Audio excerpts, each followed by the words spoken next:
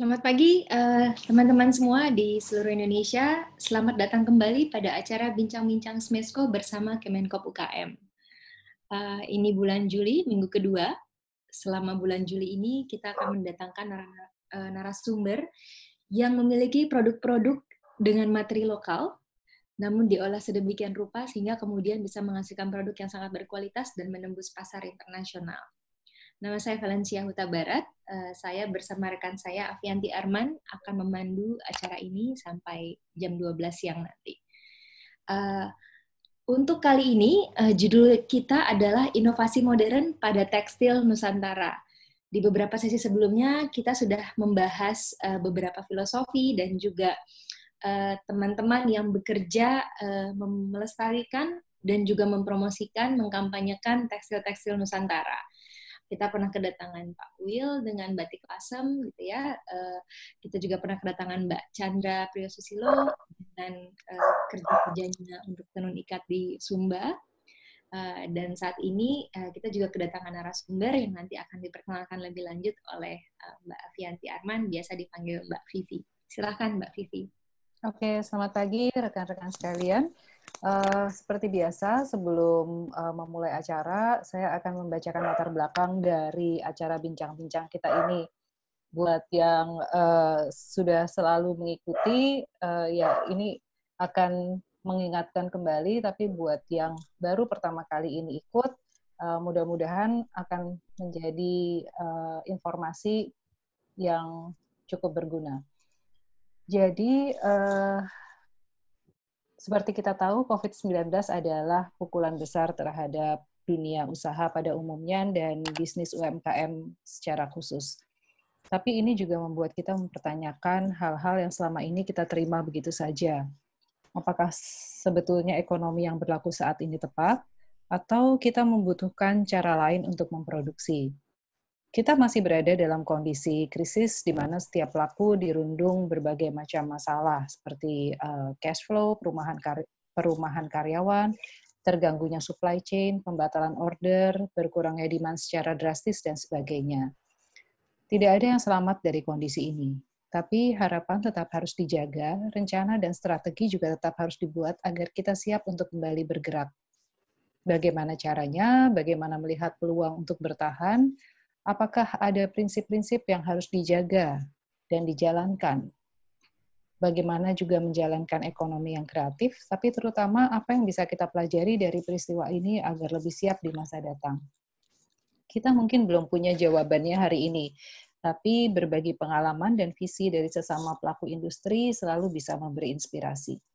Hari ini kita akan berbincang-bincang dengan narasumber kita, Sandy Mirnas, CEO dan pendiri dari Noesa. Atau Nusa ya bacanya? Noesa, benar. Noesa, oke. Sandy Mirnas adalah pendiri dan CEO dari Noesa. Dia menerima Bachelor of Fine Arts dari Universitas Bina Nusantara pada tahun 2012. Noesa didirikan pada 2014 oleh Anissa Hendarto, Sandy Mirnas, dan Daniel David. Meskipun Daniel meninggalkan Noesa pada pertengahan 2015. Sementara Nisa dan Sandy tetap menjalankan bisnisnya. Pada pertengahan 2016, Sinta bergabung dengan Noesa dan bertanggung jawab untuk pemasaran dan keuangan. Sementara Sandy dan Nisa yang memiliki latar belakang seni, desain komunikasi, manajemen proyek, dan publikasi menjadi CEO dan CBO dari Noesa.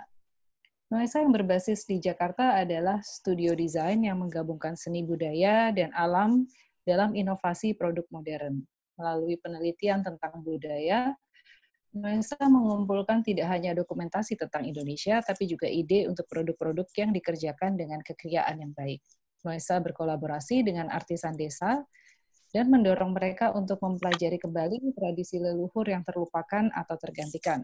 Noesa juga mendampingi para artisan untuk mengkomodifikasi produk-produk mereka dengan menghubungkan komunitas mereka ke pasar global. Bagaimana perjalanan Noesa hingga sampai sekarang? Kita langsung dengar saja sharing dari Sandy. Silakan Sandy. Terima kasih Mbak Vivi dan Mbak Valencia. Selamat pagi semuanya. Perkenalkan, nama saya Sandy Mirnas. Saya CEO dan founder dari Noesa. Mungkin kita langsung aja ya ke presentasinya ya. Biar.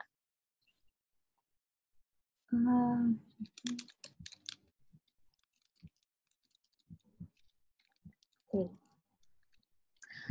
Nuesa, sebenarnya kalau ada yang belum tahu, Nuesa itu apa sih? Kita itu studio di Jakarta yang kita berusaha menggabungkan seni, budaya, dan lingkungan menjadi satu bagian. Kita melakukan riset juga, dan kita membuat produk serta membuat aplikasi dan event. Kenapa? Karena kita ingin membagikan apa yang sudah kita dapat dari riset kita tersebut kepada orang banyak. Sebenarnya di Nuesa itu kita punya satu benang merahnya, sustainability, dan kita memiliki 3 pilar, yaitu art, culture, and nature. Jadi apapun yang kita lakukan pasti akan selalu di 3 value tersebut. Nah, saat ini tuh kita bekerja sama dengan pengrajin di Flores, Maumere. Dia di dekat Warantuka, agak di ujung sana, di timurnya, lebih timur. Dan kita tuh dimulainya sebenarnya Nuesa jatuh cinta pada pandangan pertama pada tahun 2012. Jadi aku dan partnerku Nisa waktu itu sebelum wisuda jalan-jalan nih overland forest, terus kayak kita long story short akhirnya kita masuk ke Maumere, terus kita bingung mau ngapain. Akhirnya kita kontak si Pak Daniel tadi, terus akhirnya kita diajak lah, ya udah nih kita datang aja ke desa saya, lagi ada lagi ada tamu dari Belanda, jadi kalian bisa ngeliatin juga prosesnya tenun seperti apa. Nah, akhirnya kita jatuh cinta lah dengan warna-warna yang ada di sana. Kayak, oh ini nggak pernah nih kita ngeliat di Jakarta nih warna-warna yang kayak gini, ini apa ya pakai warnanya kok kayak earthy sekali. Nah, ternyata kita baru tahu. Nah, di saat tahun 2012 tersebut, kita juga selain kita dilihatin proses pewarnaan alamnya, kita juga dilihatin tarian-tariannya di sana, dan pakai makanan-makanan di sana. Dan langsung jatuh cinta banget sih saat itu. Nah, ini adalah kelompok yang saat ini kita bersama. Namanya Watubo. Sekarang tuh ada sekitar 25 orang, dan kebanyakan di sana itu anak muda. Jadi ketuanya aja nih yang tengah yang nggak pakai baju adat, itu namanya Kak Ros. Dia ketua kelompoknya di sana, masih 30-an. Dan aku senangnya dengan kolaborasi dengan Kak Ros ini, karena masih nggak beda jauh umurnya, jadi tektokannya enak juga gitu ya. Dan dia bisa menyampaikan apa yang kita inginkan kepada anggota-anggota lainnya.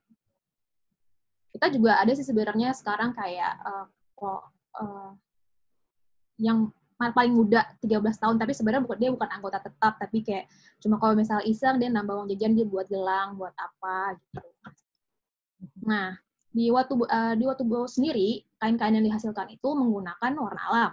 Dan warna-warna alam itu gelap-gelap warnanya merah tua, biru tua, terus yang kuning cuma ada sedikit, ada hijau juga ada sedikit. Nah, karena di saat kita mau buat Nuesa itu mikir, gue pengen kenalin tenun ikat ini ke anak muda nih. Kok gimana ya caranya ya kalau misalnya pakai warnanya yang tua-tua gini, yang cuma yang ada aja di sana, kayak apakah anak muda tertarik gitu. Nah, akhirnya tahun 2015 akhir ke 2016 aku tinggal lah di sana. Aku stay in sana sama aku tinggal di dapur yang baru dibuat salah satu pengrajin di sana, dan aku melakukan riset. Aku nyari tahu bagaimana sih cara kerja mereka. Nah, ini jadi dari awalnya itu yang first target market, kita udah tahu nih, kita maunya ke anak muda nih, terus yang sukanya storytelling, sukanya traveling. Jadi makanya aku melakukan riset ke sana selama 3 bulan tersebut. Nah, di 3 bulan tersebut kita melakukan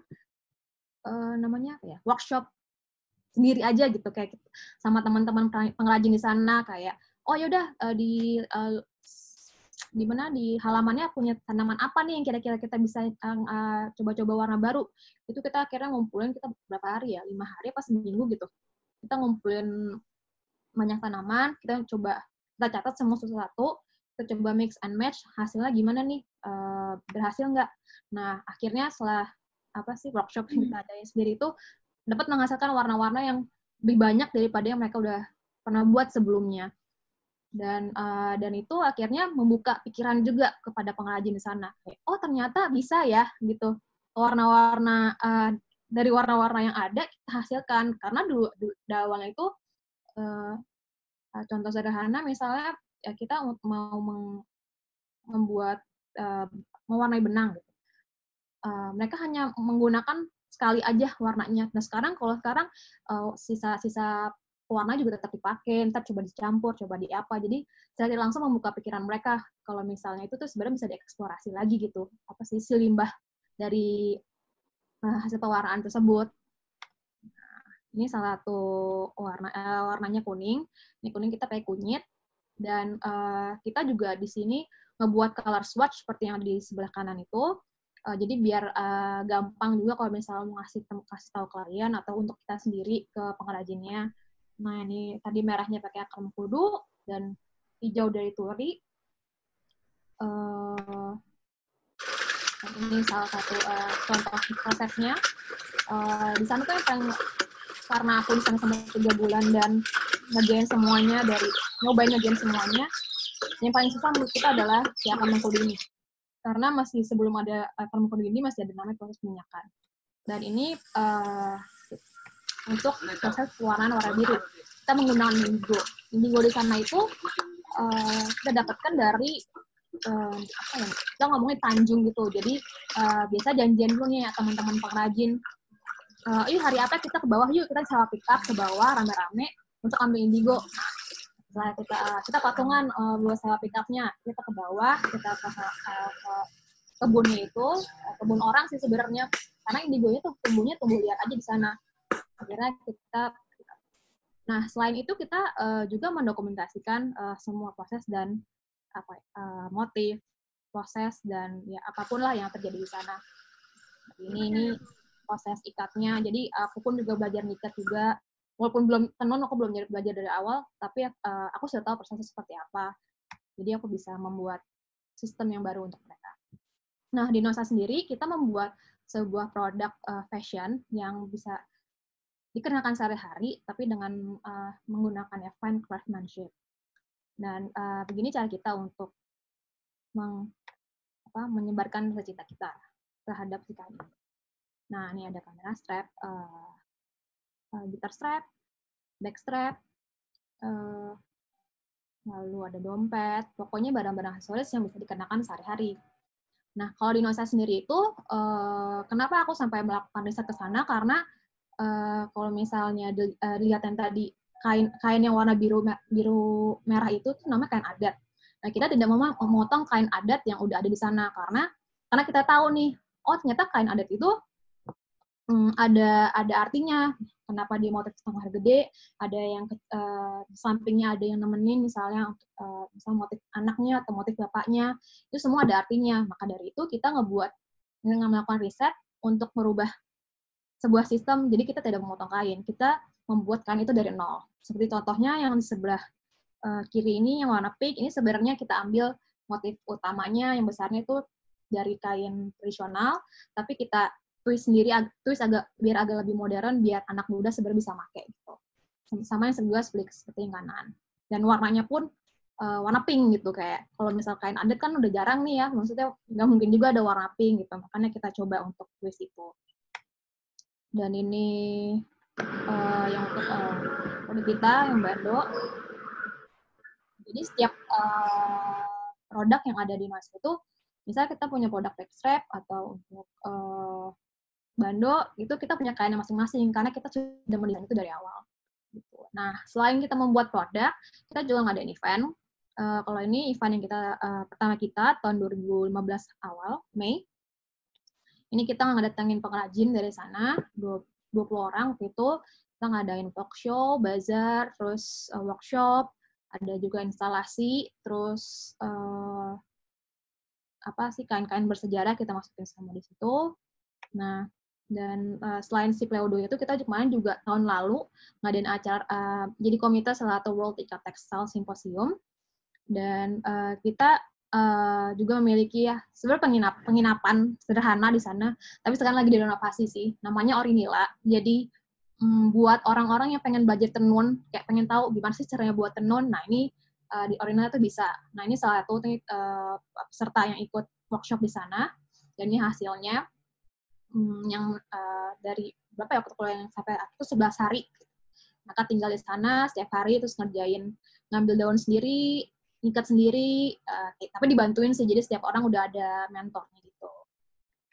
Nah, selain kita membuat produk, yang tadi aku bilang, kita melakukan riset, dan kita mendokumentasikannya itu, karena aku basicnya teman-teman graphic designer, jadi kita ngerasa, oh nih, kalau misalnya kain tenunnya cuma ya udah dibuat tapi nggak diarsipkan, ya sayang banget gitu, ntar gimana kabarnya nanti. Akhirnya kita mencoba untuk mengarsipkan ini dengan mendigitalisasikannya. Ini contoh-contoh motif yang kita coba digitalisasikan, terus kita kita catat lah. Kita coba nyari dari sumber-sumber yang lain juga, kita nyari ke toko buku kemana, ke perpustakaan. Nah, selain itu kita juga suka interview orang-orang yang bersinggungan dengan budayaan ataupun warna alam gitu, seperti yang kita pernah interview konten Nyayar ini dari Kana Goods, yang sebelah kanan ini Kak Ros. Jadi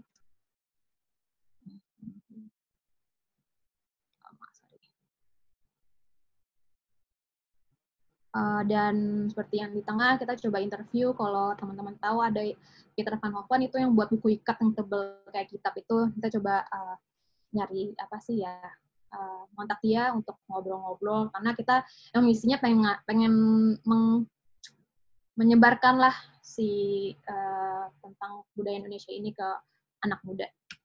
Nah, kita tuh selalu melakukan riset dan kombinasikan antara tenun ikat, mungkin kulit, tanaman bambu, dan eksplorasi, dan melakukan kolaborasi. Saat ini memang mungkin Noesa baru bekerja sama dengan satu kelompok pengrajin, namun di kedepannya kita akan banyak berkolaborasi dengan pengrajin di daerah lainnya. Nah, di pandemik ini, jujur aja agak berdarah-darah ya, karena ya kondisinya tidak bisa ditakar-takar gitu. Kita pindahlah semuanya ke online.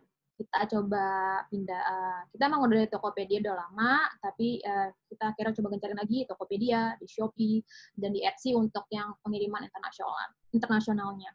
Dan kita pun juga udah punya website sendiri, udah lama. Kenapa sih kita aku tuh sebenarnya Noesa tuh baru mulai jualan tuh 2016, dan di saat kita punya website. Kenapa kita memaksain diri walaupun nggak ngerti-ngerti banget tentang website gitu. Kita kan awam ya, bukan anak IT, karena kita bisa dapat data dari situ. Akhirnya sejak 2016 sampai saat ini kita semua penjualan dari website yang utamanya. Nah, di saat pandemi ini kayak setiap hari tuh aku kayak buat apa ya, kayak mencoba untuk brainstorm terus kali ya, kayak buat apa nih kira-kira orang bakal pakai nih. Nah, kita mikir udah kita harus buat produk aja yang fast selling produk aja yang bisa yang suitable untuk current situation, yang kecil-kecil juga. Jadi orang kan juga kebanyakan di rumah aja. Contohnya kita buat tali kacamata, terus kita buat tas belanja, shopping bag. Dan di saat pandemi ini pun kita juga berusaha aktif banget di sosial media, kayak nggak hanya aktif untuk jualan dagang, gitu, aktif untuk berbagi gitu. Misalnya karena emang kita banyak tempat pertemanan kita banyak orang-orang yang bersinggungan dengan tentang kain, tentang tekstil, atau tentang warna alam itu. Nah, kita coba untuk juga ngadain namanya celotehan Noesa setiap minggunya. Itu kita ngobrol-ngobrol sama orang-orang yang emang berkecimpung di dunia tersebut, dunia kesenian. Dan yang terakhir sih kita juga akhirnya mikir, oh ya udah nih, di saat ini kan orang-orang juga pengen banyak belajar, dan kita akhirnya juga coba buat kelas sederhana kecil-kecilan yang kayak gimana sih orang mau belajar buat produk dari nol, orang-orang yang non designer gitu, yang belum ngerti gimana, kita juga buatlah si kelas-kelas tersebut. Kita dengan create your own product for dummies gitu. Kita buat namanya kelas Noesa. Ya paling sih segitu dulu sih presentasi aku. Jadi ya, we love Indonesia and we want to share this love with you. Noesa bisa ditemuin di websitenya noesa.co.id atau di Instagramnya noesa.sat. Okay. Terima kasih Candy. Ya. Sangat menarik banget. Ini benar-benar project passion ya.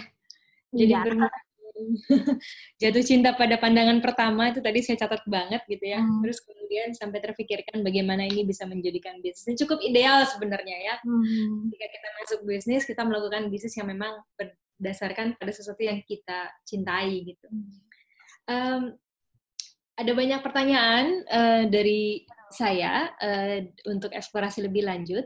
Tapi sebelumnya teman-teman, kalau nanti ingin bertanya, silahkan teman-teman ketik di halaman chat, itu bisa diklik, kalau di bawah itu ada chat, silahkan diketik di sana. Nanti mungkin kita akan undang beberapa untuk bisa juga langsung bertanya lewat video ya. Dan silahkan terus memperkenalkan diri ya teman-teman, supaya kita tahu siapa dari mana gitu. Kita biar lebih akrab aja. Oke, nah untuk Candy tadi saya tuh lagi berpikir gini, Candy anak Jakarta, yang sebelumnya sudah pernah ke Flores? Belum. Nah gitu, tiba-tiba menemukan kain Flores, terus kemudian jatuh cinta dan pengen eksplor lebih lanjut.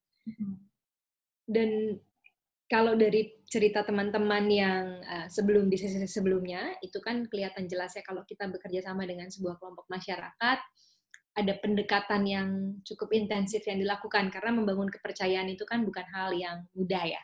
Nah itu mungkin Candy bisa cerita di awal-awalnya itu bagaimana bisa sampai masuk ke sana dan sampai pada satu kelompok itu yang sangat spesifik di Maumere itu, di Dowa Tubo. Ya apalagi mungkin dengan latar belakang ya belum pernah bertemu sebelumnya dan lain-lain. Silakan Candy.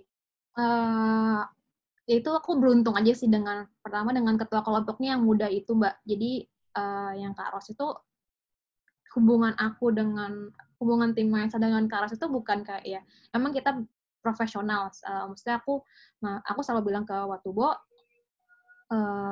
ya kita emang bisnis, tapi ya kita keluarga juga. Dan kalau misalnya hubungan aku dengan Kak Ros itu, dan mereka dekat sekali, benar-benar dekat, yang curhat-curhatan, yang nggak hanya sekedar untuk kerjaan doang gitu, yang ya kalau misalnya malah ada temanku misalnya kita lagi pergi kemana ya aku nempel sama Kak Ros berdua ngobrol atau apa. Jadi kita nge-build trust juga di situ, dan kita kerjasama juga kebuka-bukaan banget. Kayak di awal aku bilang ke Kak Ros kayak, Kak Ros, saya ini sebenarnya kan bukan desainer produk, saya juga bukan businessman. Saya tahu saya ini mau dibawa kemana, bilang gitu. Kak Ros mau nggak kerja maksudnya mau nggak jalan bersama-sama saya gitu loh, karena ya rezeki kan emang udah ada yang atur, tapi kan kita nggak usaha begitu. Saya sih maunya saya bisa begini. Nah, mau nggak kita bareng-bareng? Oh ya udah mau Ibu Nasra. Itu ya udah, jadi kayak kebangun terus aja kayak trust-nya. Pertama kali ketemu di mana ya, Candy? Pertama kali ketemu tuh aku, kalau yang awalnya kan sama Daniel David itu. Jadi aku ke Maumere yang tahun 2012 itu. Terus awalnya taktokan cuma sama Daniel David doang. Nah, akhirnya setelah 2015, setelah Daniel David itu ketuanya Watubo itu dulu, Mbak. Terus setelah akhirnya 2015, Daniel David Daniel keluar dari Noesa, dan dia mengundurkan diri juga jadi ketua Watubo. Nah, akhirnya adiknya si Kak Ros ini yang naik jadi ketua, dan aku akhirnya ya deket di situ di acara yang aku buat di Jakarta itu. Oke. Mbak Vivi? Ya, meneruskan pertanyaan dari Ellen tadi, kan kita tadi Noesa punya proses sebetulnya sangat beruntung ketemu dengan satu kelompok pengrajin yang ternyata cocok gitu ya untuk bekerja sama. Tapi ada ada selain dari membina trust gitu, ada satu proses yang sebetulnya saya kepengen tahu karena kan tenun ini adalah satu hal yang baru gitu ya buat Sandy dan teman-teman gitu. Sementara buat orang-orang yang memang sudah selalu berkecimpung di kriya ini, itu adalah kegiatan sehari-hari mereka. Jadi sebetulnya proses edukasinya justru dari mereka ke Noesa gitu ya, ke Sandy dan teman-teman. Tapi kemudian kan dari Noesa juga ada produk-produk baru yang dikenalkan ke kelompok Watubo ini. Ini proses saling tukar informasi dan edukasi ini berapa lama dan bagaimana cara komunikasinya sehingga akhirnya oke, kita akan bikin produk yang inovatif yang kemudian cocok untuk pasar di tempat lain gitu. Karena kalau kita lihat tenun yang sehari-hari mereka pakai ya memang hanya untuk baju tradisional, acara-acara ritual semacam itu. Kalau berapa lamanya sebenarnya sih, atau karena sebenarnya sampai bisa menemukan jalan tengah tuh agak lama sih kalau menurut aku ya, karena pertama kan kendala kita adalah kendala bahasa juga, dan pengrajin itu kan sebenarnya kayak seniman ya Mbak, maksudnya mereka udah biasa ngerjain itu dari bertahun-tahun yang tahun-tahun sebelumnya lah gitu, dan nenek moyang, dan mereka nggak ya itu saklek aja gitu terus gitu loh. Dan butuh waktu bertahun-tahun kayak untuk aku ngasih tahu misalnya untuk proses ngasih tahu ke mereka kalau misalnya gue tuh butuh sih sebenarnya sistem kerja kalian tuh seperti ini dengan kain ini seperti ini, kenapa sih gue pengen buat kayak gini. Terus aku selalu menjelaskan, dan di setiap misalnya produk yang mereka hasilkan itu selalu di-review. Jadi sekarang kita kan udah sistemnya udah digital lah, karena sudah bisa pakai Google Sheet. Jadi kita selalu masukin nih data kita, kain-kain apa yang sudah dibuat, dan dari size-nya dan warnanya, dan kita review kekurangannya apa sih gitu. Dan ya itu mau nggak mau dari sisi Noesa pun juga kita nggak bisa memaksakan mereka untuk langsung ngikutin apa yang kita mau gitu loh. Tapi kita selalu ngejelasin, nih kenapa gue strict banget, pengen banget kayak gini, karena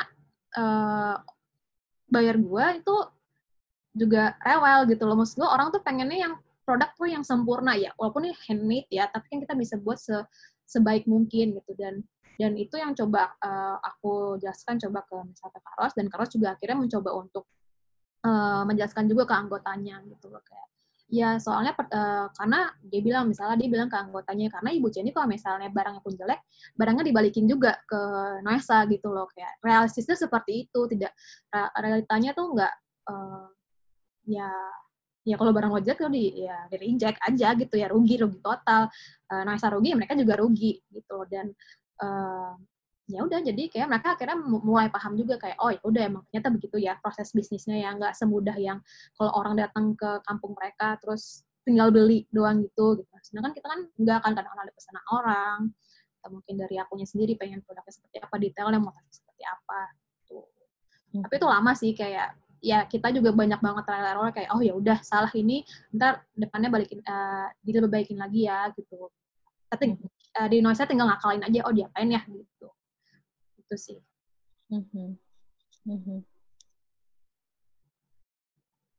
Ellen, suaranya masih di mute. Iya, oke. Tadi meneruskan pertanyaan Mbak Vivi. Nah, kan ada pendidikan, jadi sebenarnya pendidikannya itu saling ya, gitu ya? Iya, saling. Dengan aku selalu ngomong tuh, aku tuh nggak pernah bilang kayak misalnya, oh iya, Noesa nggak bina ini ya pengajian. Enggak, kita sama-sama kayak, aku belajar banyak banget dari mereka juga belajar banget dari aku gitu. Dan kita selalu, misalnya aku kali ke sana, kita ngobrol, ngumpul bareng, kayak, gimana nih enakan, cara kerjanya seperti apa yang enak gitu, apa kalau nggak nyaman dengan apa yang udah gue pengenin gitu. Selalu ada tektokannya sih, jadi kita nggak pernah ngomong ya, gue nggak ngerasa gue tuh di atas lo gitu, karena gue pengennya bareng-bareng. Ya. Mungkin jadi bisa cerita, karena kan sebenarnya waktu ke sana melihat kain-kain yang ada itu, kebanyakan kain-kain itu adalah satu produk budaya yang seringkali menjadi bagian dari ritual ya, baik ritual tradisi maupun ritual kepercayaan di sana. Jadi ada kain-kain yang memang tadi seperti Cendi cerita tidak bisa sembarangan main dipotong, main dimodifikasi dan lain-lain. Nah, itu proses penemuannya seperti apa ya, Cendi? Untuk kemudian kalian juga, oke, kalau begitu kita pengen tetap kainnya dari sana dengan pewarna alami, tapi kita bisa aplikasikan dan kita bisa modifikasi dengan lebih bebas gitu. Jadi proses pendekatan dengan teman-teman, diskusinya, sehingga juga menghormati kain-kain dan simbol-simbol yang memang tertera di dalam kain-kain tersebut. Gimana ya prosesnya? Jadi sebenarnya tuh kalau teman-teman di sana juga yang jadinya nggak semua pengrajin sana tahu misalnya Mbak arti kain yang mereka buat tuh sebenarnya apa gitu. Ada bahkan beberapa yang nggak hafal motifnya tuh apa gitu. Dan itu dari akhirnya kita coba nyari ya pasti literasi aja gitu, misalnya dari perpustakaan, dan kita ya walaupun mereka sih ya sebenarnya bodo amat juga, kayak itu mau dipotong ya terserah lo, yang penting gue dapat uang gitu. Tapi kita sebagai orang yang yang tahu, yang baca kayak oh ternyata nih emang ada artinya ya gini-gini ya, kayak ya udah aku mencoba untuk ya menghormati itu aja gitu. Walaupun sebenarnya mereka pun kayak bodo amat, kayak lo motong aja gitu, kayak dan di sana selama ini sih aku belum menemukan yang kain yang, kan di beberapa daerah ada kain yang sakral gitu. Kalau di sana sih sebenarnya nggak ada sih, cuma aku belum tahu, tapi sejauh itu sih nggak ada. Tapi ya itu dari kitanya juga sih, kayak inisiatif untuk nggak mau gue gitu. Tapi kamu proses ketika sudah mendapatkan dari Nuesa sendiri, kemudian berusaha menghormati gitu ya tradisi yang ada, dan kemudian menciptakan produk-produk yang memang bisa lebih bebas untuk digunakan. Tapi kan produk ini kemudian mesti masuk ya ke pasar gitu. Padahal sementara kayak tadi Mbak Vivi bilang, biasanya yang mengenal produk-produk ini bukan anak muda gitu ya. Entah orang-orang yang sudah bekerja mungkin 35-an ke atas ya, yang justru ada di luar target marketnya Nuesa. Nah, itu strategi awal-awalnya gimana, Cendi? Bisa bilang bahwa ini keren gitu. Pertama strategi awal aku buat produk yang fungsional. Misalkan produk pertama aku kan kamera strap ya. Itu kan ya kayak misal kamera strapnya bisa dipakai buat kamera, tapi bisa kelihatan kayak scarf, kayak ya fashionable juga gitu. Dan di sosial media pun kita mencoba mengemas itu dengan yang mengikuti zaman aja lah gitu. Kita sampai kadang-kadang ya walaupun aku masih muda gitu 30, aku juga nge-hire orang yang jauh lebih muda daripada aku, biar tahu gimana sih sebenarnya anak zaman sekarang cara komunikasinya gitu, sukanya seperti apa sih gitu loh, kayak yang kita cobain ngikutin ini aja sih, perkembangan yang ada aja gitu. Dan dan alhamdulillahnya ternyata diterima juga sih sama anak-anak muda ya customer kita gitu. Ada mungkin yang anak kuliahan, ya kok aku mesti nabung nih gini nih ya, kayak demi karena mereka merasa nih ya cik banget gimana gitu. Iya. Silakan teman-teman kalau misalnya ada pertanyaan, silakan diketik di kolom chat di sebelah kanan. Sementara nanti kalau misalnya ada yang memang kepengen ngobrol langsung, boleh raise hand. Ada ininya juga, ada fiturnya juga. Tapi sementara itu saya tertarik sama value yang diangkat oleh Nuesa. Tadi kan ada art, culture, and nature ya. Nah, untuk nature tadi kita udah lihat bahwa untuk pewarna alami itu semuanya diambil dari lingkungan sekitar yang ada, dan tentu itu tidak akan mencemari lingkungan. Tapi yang saya juga kepengen tahu, apakah dari Nuesa dan dari kelompok pengrajin yang ada, kelompok Watubo, ada upaya lain untuk katakanlah mewujudkan value atau perhatian terhadap lingkungan, misalnya dengan menanam nggak cuma pewarna alaminya saja, tapi juga material lain, pohon atau tanaman lain yang nantinya juga akan menghasilkan hal-hal yang dibutuhkan oleh produksi tenun ini, misalnya kapas. Seperti itu. Apakah ada upaya-upaya ke situ gitu supaya ya memang kalau kita bilang art, culture, and nature itu betul-betul akhirnya jadi satu ekosistem yang komplit gitu. Ada sih Mbak, jadi di Watubo sendiri tuh mereka kan jadi kita kan udah ngejabarin nih misalnya Noesa dan Watubo seperti apa sih gitu. Itu tentang alam. Nah, kalau kita buat diskusi sama mereka nih, kalau misalnya kalian pakai terus ini gimana nanti kalau misalnya habis bahan bakunya gitu. Ya, dari mereka sendiri pun mereka inisiatif kayak oh ya udah kita akhirnya nanam si kapas di halaman rumah, atau yang mereka udah nentuin juga gimana cara motong mengkudu biar mengkudunya nggak mati gitu. Mereka udah ada punya sistem sendiri yang ngebuat bahan bakunya tuh terus ada berlangsung gitu. Dan ya sambil nanam kembali sih emang selalu sih mereka kayak semuanya dari kunyit, terus si daun-daunannya, mengkudu sih yang paling banyak ditanam karena lama sekali kan numbuhnya. Dan yang mulai sekarang ini kapas. Kapas itu baru setahun 2 tahunan karena kita mikir kayak nih kalau misalnya mau keluar ke Eropa nih orangnya pengennya kapas nih, sedangkan di sana kan juga nggak banyak kebun kapas gitu. Akhirnya udah mulai nanam sih. Kita sebenarnya pengen banget udah ngerencanain apa kita ini ya coba kita ngajuin atau beli lahan gitu buat nanam indigo gitu. Tapi kan itu nggak mudah ya. Kita udah rencanain banget, udah ngebuat budgeting kayak menanam indigo lagi berapa hektar gitu loh. Karena di sana kan kebanyakan yang cuma tumbuh liar aja gitu. Tapi ya baru sekedar rencana, kayak belum kejadian aja sih untuk membuat punya kebun sendiri gitu. Sama ini masih biasa masih pribadi aja. Ini kalau ngelihat apa yang direncanakan, apa yang kemudian diimplementasikan, memang kelihatannya Noesa punya satu bisnis plan yang cukup rapi dan terorganisir dengan baik gitu ya. Itu bisa diceritakan nggak? Karena kan sebetulnya nggak terlalu mudah ya buat UMKM konvensional gitu untuk ya ini merencanakan step-step ke depan, terutama dari sisi bisnis gitu. Kalau dari Noesa sendiri gimana? Karena mungkin dari awal kita sendiri udah nentuin kali mungkin goalnya apa ya, misalnya udah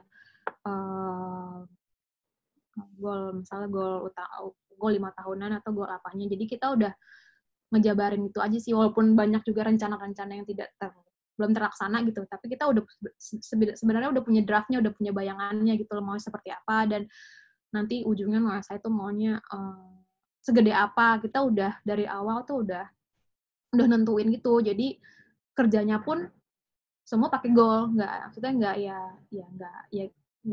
kerja aja gitu, karena emang kita kan sebenarnya passion banget di bidang ini, tapi kan kalau passion juga nggak ada goalnya kan sama aja bohong ya, maksudnya capek-capekin aja. Dan aku kan semua hidup dari sini, dari tim Noesa pun hidupnya dari Noesa, dan Watubo pun juga hidupnya dari ya Noesa juga dan teman-teman yang lain juga sih, nggak hanya dari Noesa mereka jual kain. Dan ya itu harus punya, kita udah buat plan yang rinci sih sebenarnya. Mungkin bisa sedikit cerita kalau nggak keberatan di dalam planningnya itu yang dibayangkan seperti apa? Karena kan ini punya partner Watubo ini kan walaupun dia tidak dalam manajemen Noesa, tapi ini kan kayak partner mungkin kayak partner for life ya. Ya bisa juga sih kayak gitu. Itu bisa gimana putus Mbak? Oh ya. Jadi gimana ya? Mbak tadi putus. Jadi gimana sih Mbak pertanyaannya akhirnya? Mungkin kalau saya nggak salah menangkap, jadi sebetulnya yang dimaksud oleh Ellen, dari Noesa memang ada satu bisnis plan yang melibatkan Watubo gitu ya. Kalau misalnya dari Noesa tentu sudah jelas step-stepnya seperti apa. Tapi pada saat melibatkan satu institusi lain, yaitu Watubo gitu, bagaimana pelibatan tersebut lebih bersifat kerjasama ketimbang eksploitasi misalnya seperti itu. Nah, apakah di dalam bisnis plan ini kemudian kelompok penanun ini juga mendapatkan porsi yang sama di dalam development-nya atau gimana gitu? Jadi sih kalau misalnya aku dengan Watubo itu, yang tadi aku bilang, aku menganggap mereka adalah kayak bisnis to bisnis gitu. Jadi, tapi kita melakukan sekedar kerjasama yang kita lakukan itu lebih dari bisnisnya. Itu aku juga yang kayak banyak ngajarin mereka sebenarnya buat masalah invoicing, buat PO, buat apa yang secara nggak langsung kan mereka akhirnya membangun mereka juga kan untuk mungkin ke orang lain gitu loh. Walaupun dan kita juga udah punya kayak berarti kontrak sama mereka gitu loh. Misalnya kain-kain yang udah misalnya yang kita kan punya banyak data yang kita kasih ke mereka, kita udah buat izin, oh ya udah berarti itu hanya buat kita gitu loh. Mungkin kita mencoba untuk mengajarkan profesionalitas lah beratnya gitu loh, karena berat juga kalau misalnya teman-teman di sana nggak bisa untuk bekerja secara profesional gitu, dan ruginya aku selalu jelasin ruginya nanti akan kita berdua, karena saya sendiri dan ke Watubo sendiri gitu, dan kita udah ngejelasin juga ke mereka kayak saya itu tuh bakal mau jadi seperti ini loh, dan kita akan mau bekerjasama dengan pengrajin lain, dan itu kita jelasin juga ke mereka gitu loh. Kayak kenapa sih kita mau bakal melebar juga ke mana-mana karena gini gitu. Jadi nggak ada berarti kesalahpahaman gitu kan namanya, kita nggak tahu perasaan mereka seperti apa ya gitu. Jadi komunikasinya benar-benar transparan dan jelas banget sih gitu. Ellen tadi sempat hilang, mudah-mudahan masih bisa nangkep buntutnya. Bisa. Sorry, tiba-tiba mati teman-teman ya. Datang ke realita. Silakan dilanjutkan dulu, Mbak Fi. Iya, saya mau nanya mengenai strategi publikasi dan komunikasi publiknya ya, karena kalau saya lihat nih, Nuesa ini cara komunikasinya dengan pelanggan atau dengan publik itu keren banget gitu, kayak kita kalau ngelihat Instagramnya atau ngelihat tayangannya itu tuh anak sekarang banget gitu. Nah, itu gimana ininya strategi publikasinya? Karena itu penting sekali ya, karena produk yang dihasilkan kan juga kalau saya lihat memang inovatif ya. Belum pernah ada yang bikin kamera strap dari tenun gitu. Nah, tapi bagaimana mengkomunikasikannya supaya akhirnya itu memang menjadi sesuatu yang diinginkan oleh anak-anak sekarang gitu, atau pasarnya Nuesa. Ya itu sih ya, dengan yang dengan publikasi yang di Instagram itu sih kita benar-benar kita bermain banget sih Mbak, kita di sana di Instagram dan di sosial media atau di website, dan kita juga nyoba untuk dulu sih kita pernah kerjasama sama beberapa influencer gitu, kayak yang ngasih juga ke mereka kayak dan ya mereka senang juga, dan bahkan banyak orang-orang yang nggak kita kasih tapi secara nggak langsung mempromosikannya gitu loh. Jadi lebih kayak mungkin itu karena produknya sangat fit dengan mereka, dan ya, akhirnya ya terus-terusan lah di publikasi apa sih ya, word of mouth juga jadi ngomongnya kayak si influencer ini make, dan jadi followers juga jadi make gitu. Dan kalau untuk sosial media sendiri kita coba coba buat inovasi-inovasi aja, kayak kemarin tiba-tiba kayak iseng buat sosok karaokean lah atau apa gitu, kayak yang lucu aja gitu, yang apa sih bisa kena untuk anak-anak muda gitu loh, yang nggak, walaupun kita ngomongin tenun kan tapi nggak mau lulu tenun harus serius gitu ya, gimana sih pengennya yang fun. Kalau misalnya kita nggak nyoba untuk sesuatu yang fun ya nggak akan bisa masuk ke anak muda gitu sih. Ini menurut Sandy, keberadaan Nuesa di Jakarta itu seberapa penting ya? Karena kan kita sebenarnya berat banget seberapa penting. Bukan soal Nuesanya, tapi bahwa Nuesa itu punya aktivitas itu ada di Jakarta. Karena kan kita seluruh Indonesia. Apakah menurut kamu sebagai sebuah produk tetap harus punya representasi ke Jakarta? Artinya pengenalan hal-hal lain itu menggunakan orang-orang yang ada di Jakarta, karena mungkin daya beli ataupun daya konsumsi informasi jauh lebih besar, sehingga itu berpengaruh pada bisnis. Atau sebenarnya karena sekarang semua banyak bergerak di online, teman-teman yang nggak di Jakarta pun itu bisa punya kesempatan yang kurang lebih, mungkin tidak sama, tapi kurang lebih bisa menggunakan itu juga gitu. Karena menurut saya ini penting ya. Kita seringkali melihat kalau narasumbernya atau kalau produk itu memang dihasilkan oleh teman-teman Jakarta tuh beda banget pendekatannya, pemasarannya, distribusinya, dan lain-lain gitu. Kalau kita sih, kalau untuk teman-teman yang di daerah lain sebenarnya juga udah mulai banyak sih Mbak, kayak Medan, Surabaya gitu, Kalimantan juga ada pernah malah, dan mungkin kayak belum tetap yang utamanya mungkin karena emang kita bisa di Jakarta, dan mungkin dengan algoritma yang ada di sosial media itu kita ngenanya baru di Jakarta, jadi kebanyakan di Jakarta dan Bandung mungkin. Tapi ya ternyata juga ternyata banyak dari daerah lain yang mulai mengapresiasi si karya Noesa ini gitu. Ya senang aja sih bisa sampai jauh kemana gitu. Bahkan ada yang sampai luar juga ada gitu kan. Aku juga kadang-kadang kaget tuh, jauh banget nih gitu, lo tau di mana nih gitu. Artinya untuk teman-teman pengusaha lain itu sebenarnya bisa buka pasar dari mana aja ya lokasi mereka. Jadi nggak harus ada di Jakarta. Iya, sebenarnya sih. Sebenarnya kan sekarang juga udah online juga kan ya. Dan sebenarnya tuh kalau saran aku sih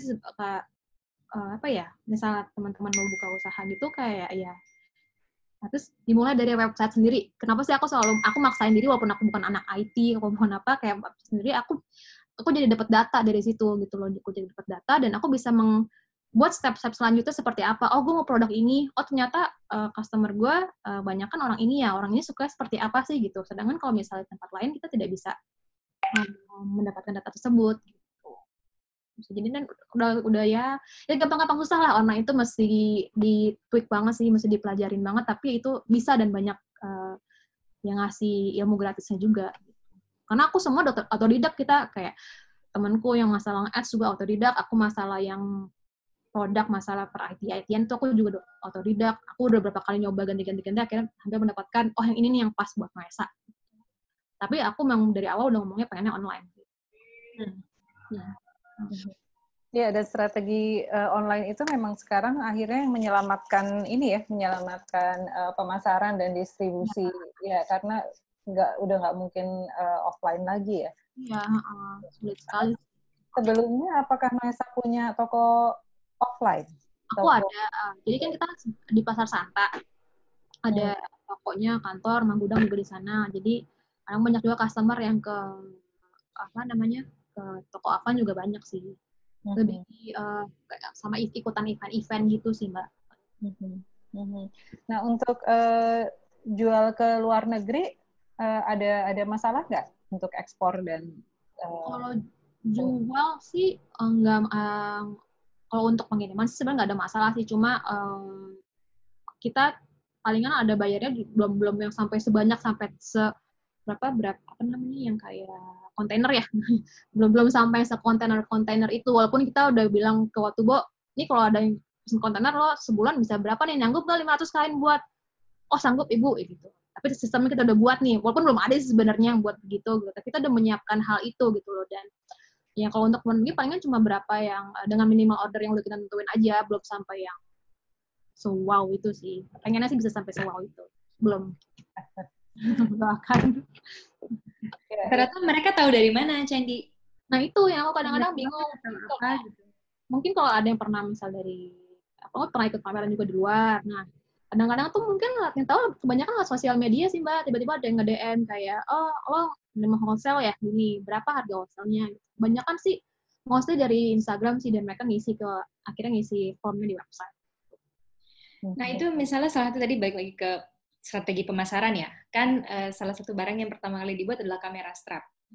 Apakah kemudian itu membuat Sandy ketika awal-awal tuh, oke, kita kerjasama dengan kelompok fotografi gitu, atau teman-teman fotografer untuk membantu mempromosikan itu, jadi ada lintas sektor gitu, jadi bukan sekedar influencer aja? Saat ini sih kayaknya kayak kalau sempat beberapa kali kita ikut juga misalnya ke acara fotografi tapi nggak terlalu works gitu Mbak. Jadi kayak kita udah kayak pokoknya kan trial error ya, nyobain ke komunitas kemana, akhirnya ya ada beberapa yang berhasil tapi ada yang juga enggak. Kalau fotografi kita udah nyoba, mungkin belum dapat kliknya kali, jadi atau mungkin belum dapat pangsa pasar yang tepat, kan ada banyak juga ya fotografi, ada yang muda, ada yang udah tua, gitu. Kita mungkin belum menemukan si networking yang kira-kira potensial buyer untuk ke Sinoesa. Karena kan nggak mudah ya nyari ya potensial buyer yang, maksudnya barang kita kan sebenarnya, ya kalau menurut aku barang aku tuh nggak terlalu mahal, karena emang prosesnya panjang sekali, dan materialnya pun aku buatnya bukan yang nggak mau yang ece-ece gitu loh, tapi kan ada untuk sebagian orang itu mahal, jadi kita masih belum menemukan yang misalnya di komunitas tertentu, klik nih, ini yang pasti bakal ini. Tapi kebanyakan sebenarnya dari customer Noisa tuh ini apa, repeat order gitu loh, kayak yang baru banyak, tapi yang repeat order juga lumayan banyak gitu ternyata gitu, yang karena emang suka yang nungguin apa sih produk Noisa kok yang baru, mana sih, mau dong atau motif yang baru, terus dia marah, kamu nih ngeluarin ini lagi nih, aku jadi beli lagi deh. Apa tante, alhamdulillah. Misalnya, ya gitu lah, kita coba terus sih inovasi terus ya, dan senang juga dengan tektokan dengan customer kita yang ya loyal customer gitulah. Dan mereka juga ngasih input juga kan jadinya kayak, oh bagusan gini-gini nih, coba dong buat ini. Tapi itu berarti mereka beli bervariasi ya produknya, jadi kayak semacam bikin koleksi produk Noisa gitu. Iya, banyak yang kayak gitu. Jadi kita juga kayak di website sendiri misalnya kita buat kayak ada ngumpulin poin gitu. Oh jadi kalau misalnya lo beli entah dapat poinnya, kita buat gimmick-gimmick yang kiranya orang senang dan akan kembali lagi ke kita. Ini udah kali kedua ya saya dengar cerita mengenai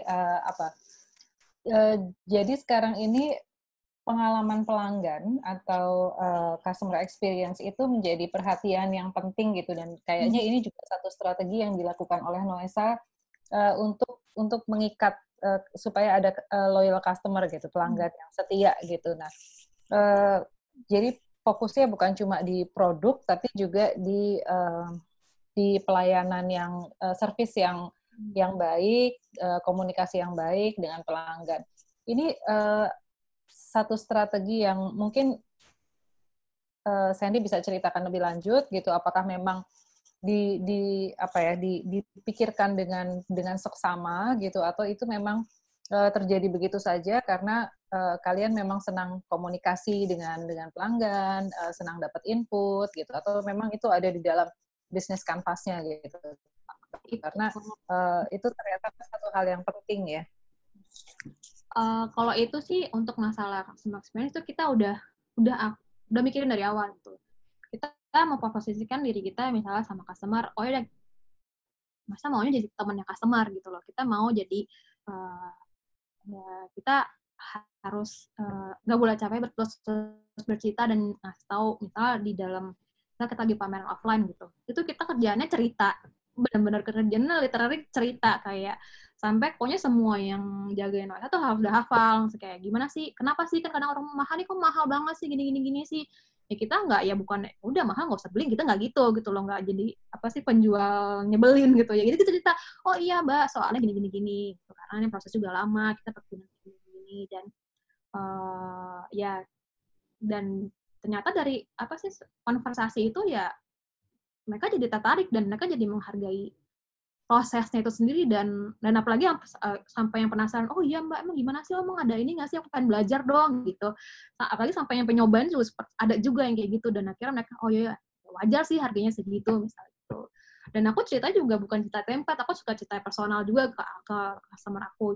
Ya misalnya iya mbak nih, ya bukan lebay, misalnya indigo aku aja sampai kesel banget nih, misalnya waktu aku motong indigo kayak, nih kalau gue yang jual kain mah gue kalau jual berapa puluh juta kali nih, karena emang melelahkan itu buat satu lembar kain tuh nggak mudah banget buatnya gitu loh, karena emang aku ya, teman-teman merasakan sendiri gitu, dan jadi kita cerita pun nggak fabricated, emang asli kayak gitu, dan ternyata tuh jadi ada komunikasinya, jadi teman aja jadinya sama customer itu. Sandy boleh keberatan nggak nih kalau kita buka-buka dapur sedikit? tuh. Jadi mungkin bisa bercerita proses produksinya ya. Jadi dari mulai misalnya apakah kalian memesan, terus teman-teman di sana membuat, sampai kemudian diolah sampai bisa menjadi let's say misalnya kamera strap. Mungkin kalau bisa cerita prosesnya seperti apa. Lalu nanti mungkin bisa disebutkan kira-kira sekarang omsetnya sudah berapa per bulan sama target-target ke depannya. Kalau misalnya masalah omset nih lagi turun banget nih ya Mbak, nih corona, walaupun kita juga ada online, tetap aja kayak ya kita coba cari cara untuk buat produk baru, karena itu lagi produk kita kan agak ya dari 400-500 lah, itu nggak penting-penting banget gitu. Nah, tapi kalau misal untuk prosesnya sendiri, jadi kita bisa gini, awalnya mau buat apa nih, kita kan ada desainer produk juga, aku bagian produk juga. Terus kayak kita udah nentuin, mau seperti biasa, kayak orang buat produk, mau buat produk apa, terus kita buat sketsanya, akhirnya sketsanya, terus kita kasih buat juga mau di sketsa tersebut kita membuat motifnya seperti apa sih gitu. Nah, dari motif tersebut kita udah buat nih, udah susun nih kayak, dengan produk ini motifnya akan seperti ini, dan kita sampaikan lagi, kita buat desain kainnya di Jakarta. Akhirnya kita kasih gambar itu ke Watubo. Nah, Watubo akhirnya mentranslasi itu ke dalam kain. Gitu. Dari kita buatnya agak detail gitu loh Mbak, karena jadi biar karena kita udah beberapa kali coba untuk yang ya terserah mereka atau yang gimana, jadi hasilnya agak beda. Akhirnya kita buatnya sangat detail, jadi biar teman-teman di Watubo juga gampang buatnya. Gitu. Udah akhirnya mereka buat dari desain tersebut, dan setelah 3 mingguan lah, 3 minggu sama sebulan, baru kan tersebut ya kirim lagi ke Jakarta. Ya, kirim ke Jakarta, barulah kita olah di tukang jahit. Itu sih. Sebenarnya sih ya cepet seperti kayak pada umumnya sih, cuma bedanya kalau misalnya yang mungkin bedanya kita nggak buat kain sendiri aja sih. Kita nggak buat kain dari nol, dan kita coba ya itu kayak apa sih maknanya, kita coba buat cerita dari si produk tersebut gitu. Tapi ada juga produk-produk yang misalnya yang reselling gitu yang nggak sampai kita pikirin banget motifnya apa, kita cuma yaudah kita masukin aja motif ini, kita layoutnya seperti ini ya gitu. Ntar kayak ganti-gantian aja sih, kadang-kadang kita yang detail banget, kadang-kadang aku menyerahkan ke mereka karena biar aku merasa ya biar kreativitasnya juga terasa juga gitu loh, biar kan udah tahu nih udah berapa tahun kerja sama Noesa, harusnya udah tahu dong patternnya seperti apa gitu. Tapi akhirnya sih bisa sama.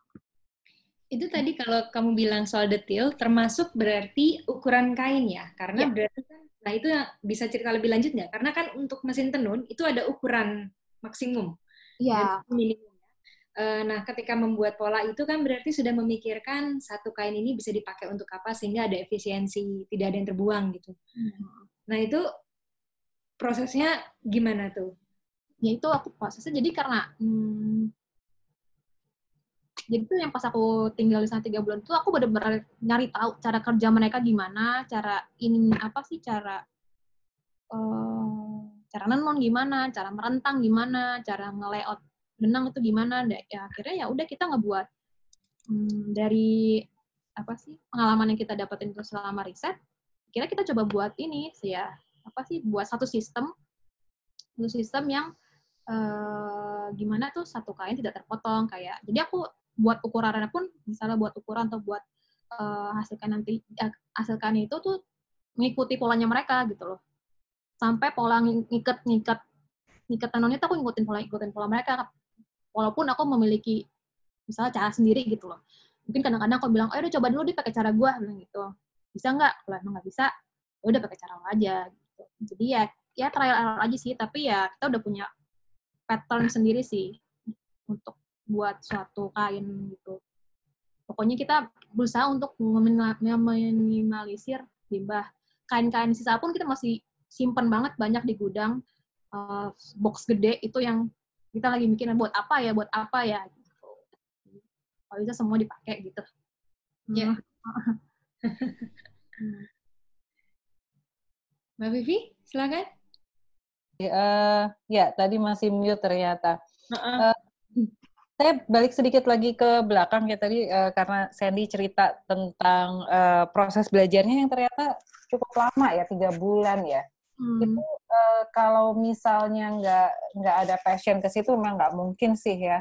Nah, iya, mungkin bisa cerita sedikit mengenai pengalaman itu gitu, apa yang ada perubahan mindset yang kayak klik gitu, yang terus akhirnya oke, saya mesti mulai dengan sesuatu gitu, atau gimana gitu. Karena kan dari Jakarta gitu, terus tinggal di sana 3 bulan, saya nggak tahu situasinya seperti apa pada saat tinggal itu, tapi kan kontak dengan para pengrajinnya juga pasti intensif gitu. Apa yang terjadi gitu selama 3 bulan itu? Yang terjadi apa ya? Banyak sih hal yang terjadi. Tapi kalau misalnya untuk yang buat produk itu sih aku udah niatan aku dari awal kan, makanya aku nekat kayak itu kan awal-awal banget kita pakai duit pribadi semuanya.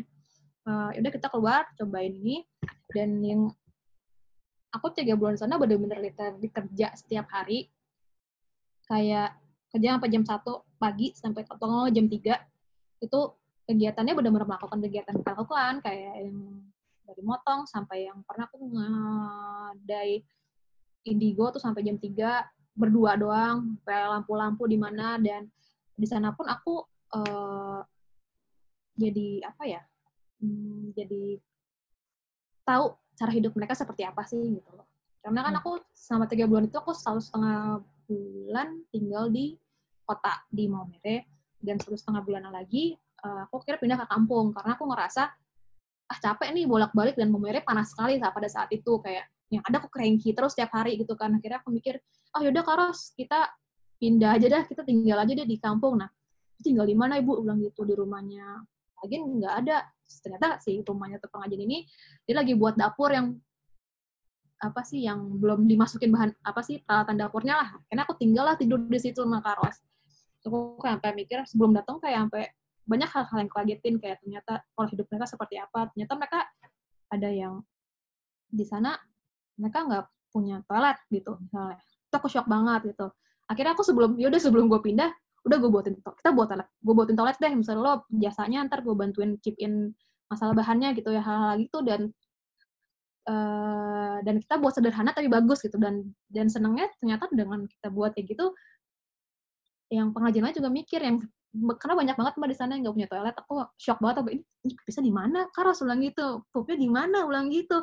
Terus akhirnya aku mikir, oh ya bisa ya Ibu ya sebenarnya ya buat yang sederhana doang tapi bagus tuh. Dan saat itu akhirnya ya jadi kita tektokan setiap hari, makan bareng, makan pagi bareng, makan malam bareng, tidur aku juga bareng sama Karos. Terus akhirnya Nisa juga datang kan ke Maumere. Terus kita ya udah kerja bareng, terus dia ya kita diajarin caranya gimana buatnya gitu untuk ngerentang benang ini, dan banyak banyak sih apa sih konversasi di sana yang kayak yang ngebuat aku kayak oh ya ternyata begini ya pola hidup mereka ya, enak juga hidup di kampung ya, nah, gitu ya.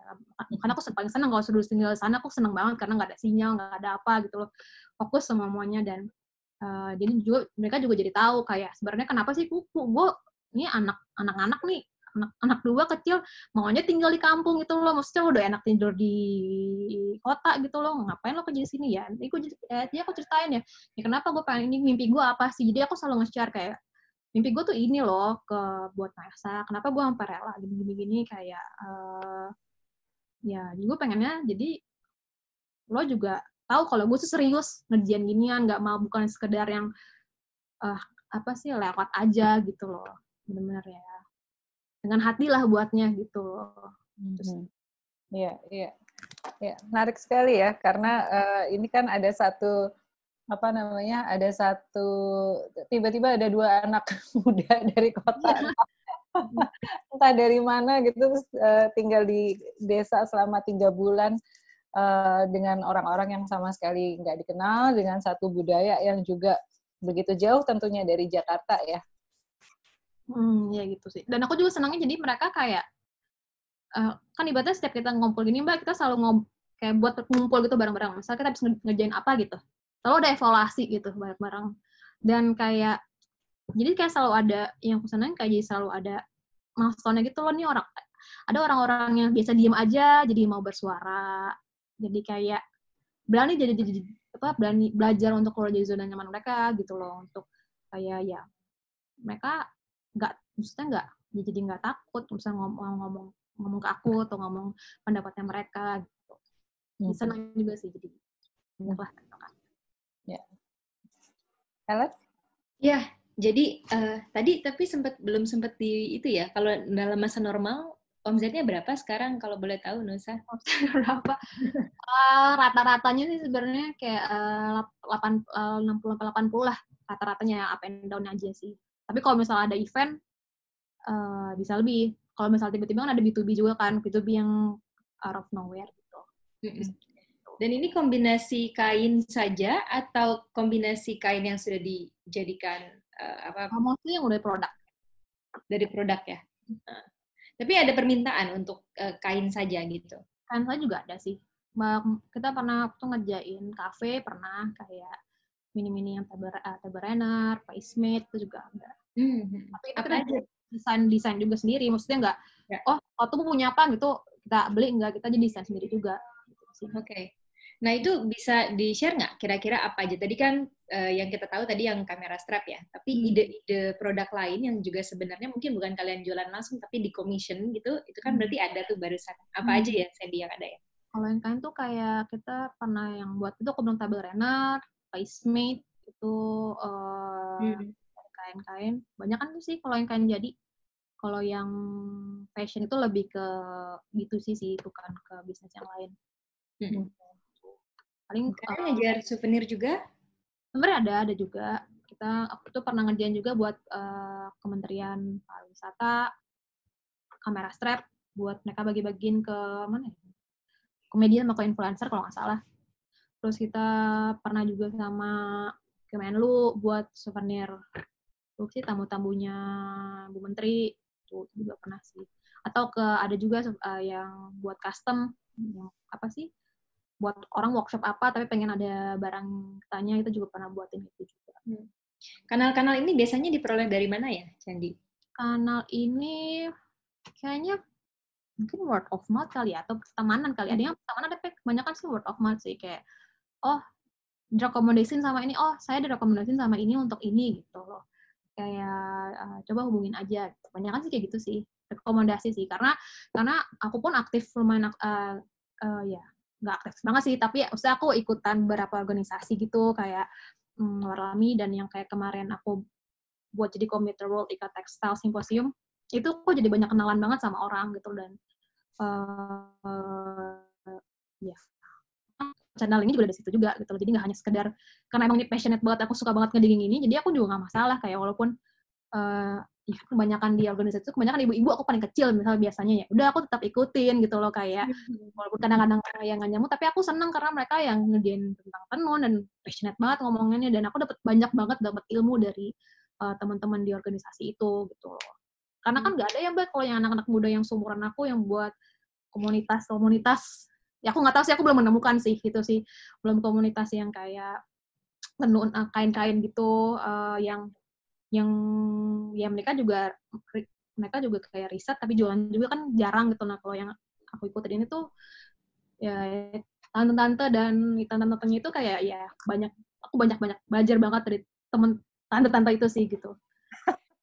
Sebenarnya sih di sini kalau Mbak Chandra berkenan nih, ada Mbak Chandra Priyosusilo, ini mungkin generasi tante-tante. Tapi nggak tahu mau join apa enggak Mbak. Mbak Chandra ini dulu pembicara kita di beberapa minggu yang lalu. Beliau udah belasan tahun, mungkin puluhan tahun ya, kerjasama dengan Kain Tenun gitu. Dan mendirikan satu organisasi namanya Sekar Kawung. Oh, Sekar. Iya gitu. Cuma tadi lagi sibuk sih katanya. Cuma nanti kalau misalnya tiba-tiba dia berkenan muncul, kita bisa ajak ngobrol juga. Nah, kalau satu lagi mungkin saya mau tanya soal project-project kolaborasi, karena biasanya kan word of mouth, selain pengalaman customer ya yang sangat menyukai produk, terus memberi dan lain-lain, kadang-kadang terjadi juga dengan project kolaborasi. Apakah Noesa juga menginisiasi atau pernah diajak juga untuk project-project kolaborasi? Kolaborasi sih kita pernah ngajakin, kemarin kita ngajakin sama musisi. Terus kita lagi mau ada proyekan sama yayasan juga, jadi kayak mereka itu yayasannya berhubungan dengan ODGJ, orang dengan gangguan jiwa. Nah, kita coba untuk berkolaborasi dengan untuk buat produk dan hasil nanti buat mereka itu sih. Paling sama yang baru kayak baru mau akan dijalanin sih, karena itu apa sih banyak yang tertunda atau mundur itu gara-gara kita kemarin tiba-tiba jadi komite WITS, itu kan lumayan makan waktu banget ya, yang sebenarnya harusnya kita ngerjain ini jadi gitu sih. Tapi sebenarnya sih rencananya kita pengen, kalau nggak COVID, kita sebenarnya tahun ini pengen buat acara, tapi ya karena COVID ya mau gimana gitu.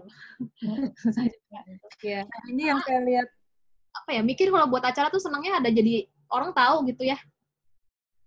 Ada interaksi langsung. Gimana Mbak Vivi? Iya, ini sebetulnya satu strategi komunikasi juga yang saya lihat mungkin jarang dilakukan oleh desainer atau produk lain gitu ya, dalam mengkomunikasikan produknya, yaitu event. Dan Noesa sepertinya cukup aktif ya untuk melakukan hal ini ya. Itu feedback dari event itu bagaimana? Ada ada feedback yang atau input yang kemudian bisa menjadi satu ide untuk melakukan diversifikasi produk gitu misalnya, atau hal lain? Kalau event diversifikasi sih kayak penambahan produk gitu ya, maksudnya kalau gara-gara bisa jadi. Ya sih kalau misal dari itu sih, karena kan kita jadi saat kita buat event, misalnya kalau misal dari event World ICAT kemarin, jadi kita tahu juga sih kayak dapat karena ngobrol dengan banyak penggiat kerajinan dari dunia, jadi dapat insight juga kayak dari mereka tuh sebenarnya di negara mereka tuh seperti apa sih. Jadi kan kita juga dapat masukan, kalau misalnya mau ke targeting ke daerah ini tuh mending seperti ini gitu. Karena kita banyak buat produknya apa gitu. Dapat insight juga sih dari si pengrajin itu. Dan kalau misalnya produk yang kalau event yang 2015 itu sih kayak itu kan event pertama banget, produk kita juga masih belum belum rapih lah, belum sebaik sekarang gitu. Dan tapi yang selalu aku ambil tuh teman-teman di waktu tuh jadi senangnya ini kayak mereka jadi ngerti kemauan pasar apa gitu loh. Kayak, jadi mereka tuh buatnya ya, kalau di Jakarta ini misalnya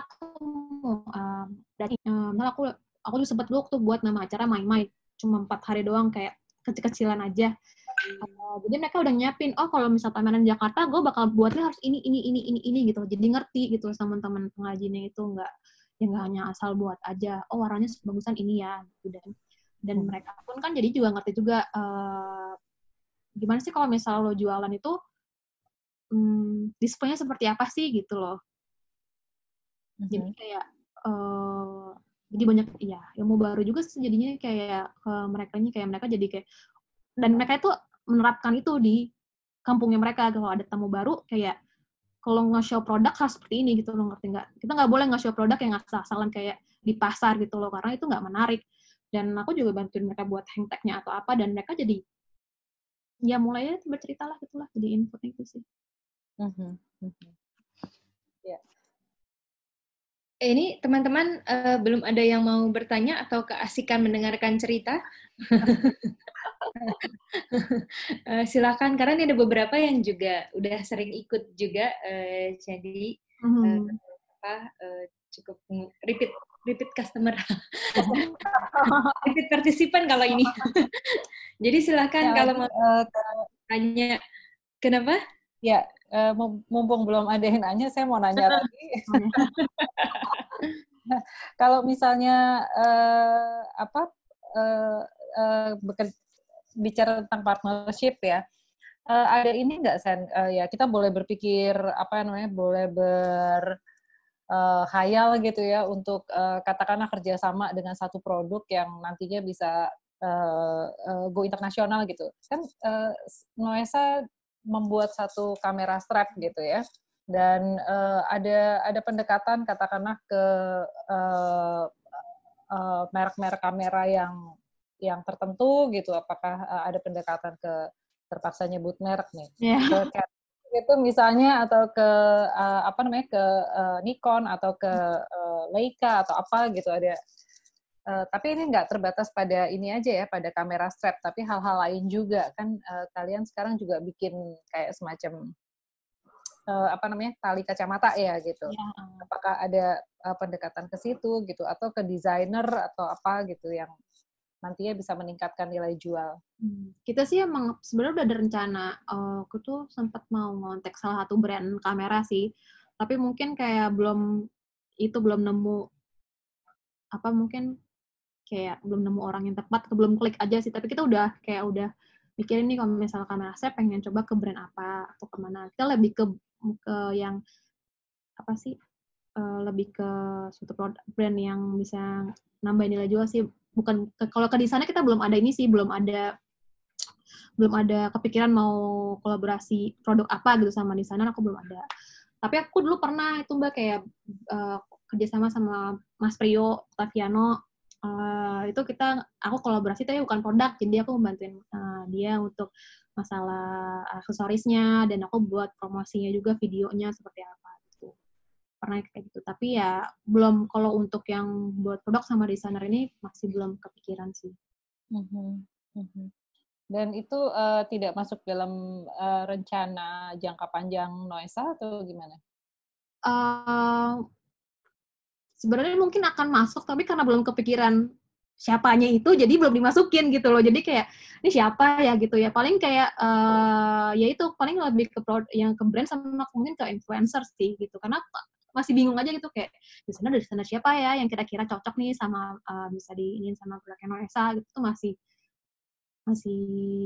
ya masih dipikirkan lah. Walaupun sebenarnya mau, ya itu nggak mau sih gitu. Masih mau tapi belum nemu aja gitu.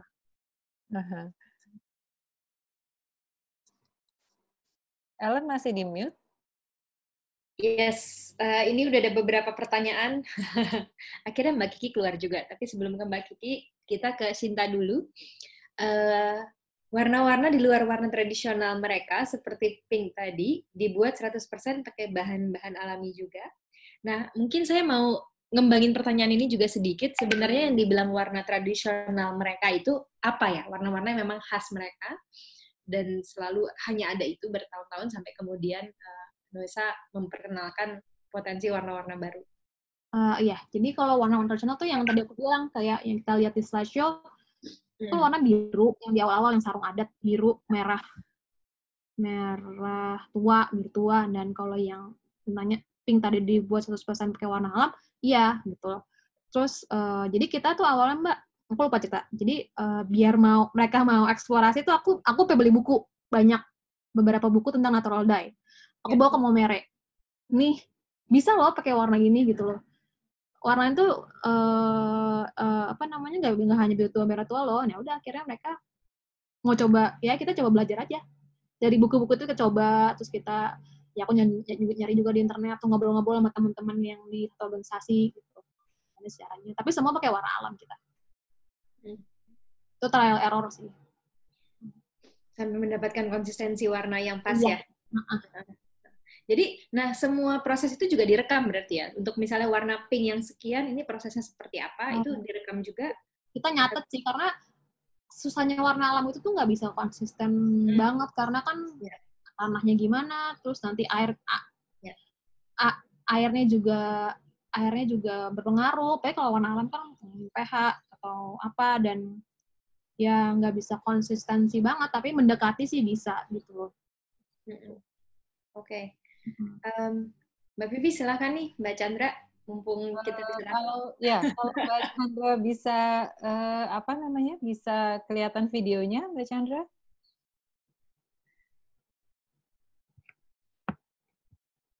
Nah, oke.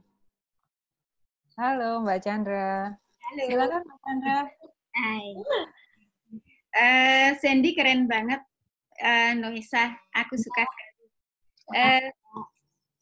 Tadi cerita tentang ini kan, tentang apa, kamera strap.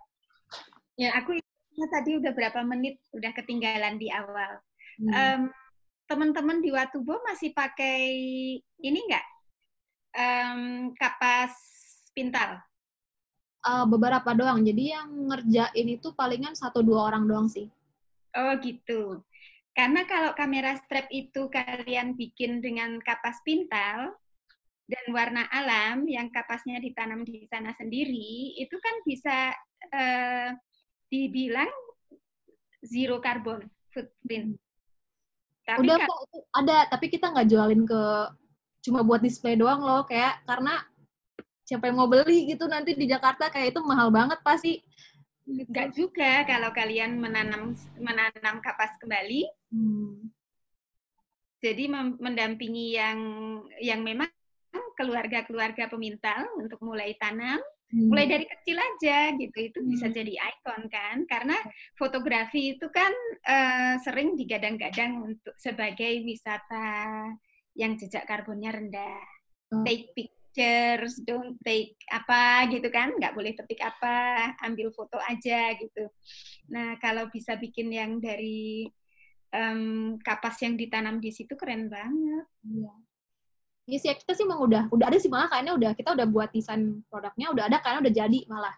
Tapi itu kita emang rencananya itu buat di display waktu itu kita mau ikut acara di Milan ya. Oh gitu. Kayak itu kayaknya lebih cocok. Kita mau buat tapi kayak lebih cocok untuk yang di luar mungkin ya, pasar-pasarnya yang di luar, karena target market sendiri kebanyakan anak muda yang masih kuliahan atau masih umur 20-35 lah yang masih kerja gitu, dan jadi kita ya membuat tetap apa ya, buat juga tapi nggak, mungkin pangsa pasarnya beda gitu, karena berat juga kalau kita buat banyak tapi nggak ada yang beli, yang ada kan nanti bumerang juga ke kita sendiri gitu loh. Jadi aku buatnya yang sedikit-sedikit dulu buat display, nanti kalau ada yang mau baru bikin terus. Udah. Ini kebetulan partnernya Mbak Chandra tuh fotografer. Cuma sudah tidak masuk di kelas anak muda ya, Mbak. Siapa tahu itu adalah pasar yang juga cukup potensial, saya nggak tahu. Cuma mungkin Mbak Chandra bisa cerita ya, karena tadi ngomong kapas gitu. Kan Mbak Chandra juga melakukan pendampingan, bekerja bersama-sama lah dengan teman-teman di Sumba Timur ya. Proses, nah itu apakah memang ada teman-teman yang juga dalam lingkaran kerjanya Sekar Kaung yang juga mulai menanam kapas sendiri gitu. Mungkin itu bisa di-share gitu sehingga kemudian prosesnya bisa diceritakan juga ke Noisa.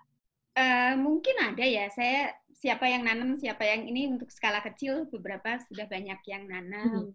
Tapi kapas atau serat yang kita bikin sendiri itu penting banget untuk sustainable fashion sebenarnya. Ya, benar sih. Karena hampir semua kapas semua benang yang dipakai itu import. Dan pasti itu dirty cotton, nggak mungkin itu organic cotton gitu kan. Sehingga udahlah susah payah mengembangkan warna-warna alam yang baru pun, kalau seratnya serat kotor, alangkah sayang gitu. Hanya separuh jalan, kalau dibawa ke Eropa atau kemana nggak bisa masuk ke sustainable fashion gitu. Padahal upaya untuk membuat warnanya itu udah luar biasa gitu. Jadi alangkah bagus kalau di lapangan itu mulai lebih banyak mengembangkan kapas yang ditanam sendiri atau mulai meneliti. Mungkin di Watubo bisa mulai dikenalkan sutra dari singkong. Karena di sana alamnya cocok untuk singkong, cocok untuk jarak gitu kan. Nah, sekarang kan ada sutra Samia itu. Kalau sudah punya hubungan bagus di satu desa, mungkin ada beberapa yang bisa di-encourage untuk tanam singkong, tanam ini, kemudian memelihara ulat sutra itu. Dan enaknya kalau ulat sutra Samia itu dia bisa juga bisa dibikin sustainable, dikeluarkan pupanya. Jadi kan biasanya kalau sutra itu direbus. Masih ada calon kupu-kupunya pun ikut direbus kan, sehingga seringkali sutra dibilang unethical gitu. Tapi kalau yang Samia ini bisa gitu. Nah, alangkah keren kalau di satu desa, karena jarang sekali orang yang mendampingi satu desa jangka panjang seperti Noisa ini. Iya kan? Udah punya hubungan bagus dengan desa itu gitu kan. Nah, kalau itu dan itu akan bisa mengembangkan desa itu lebih holistik Iya. Gitu. Nah, kalau Sekar Kawung sendiri tahun ini mestinya kalau nggak ada COVID kita nanam kapas coklat di Tuban.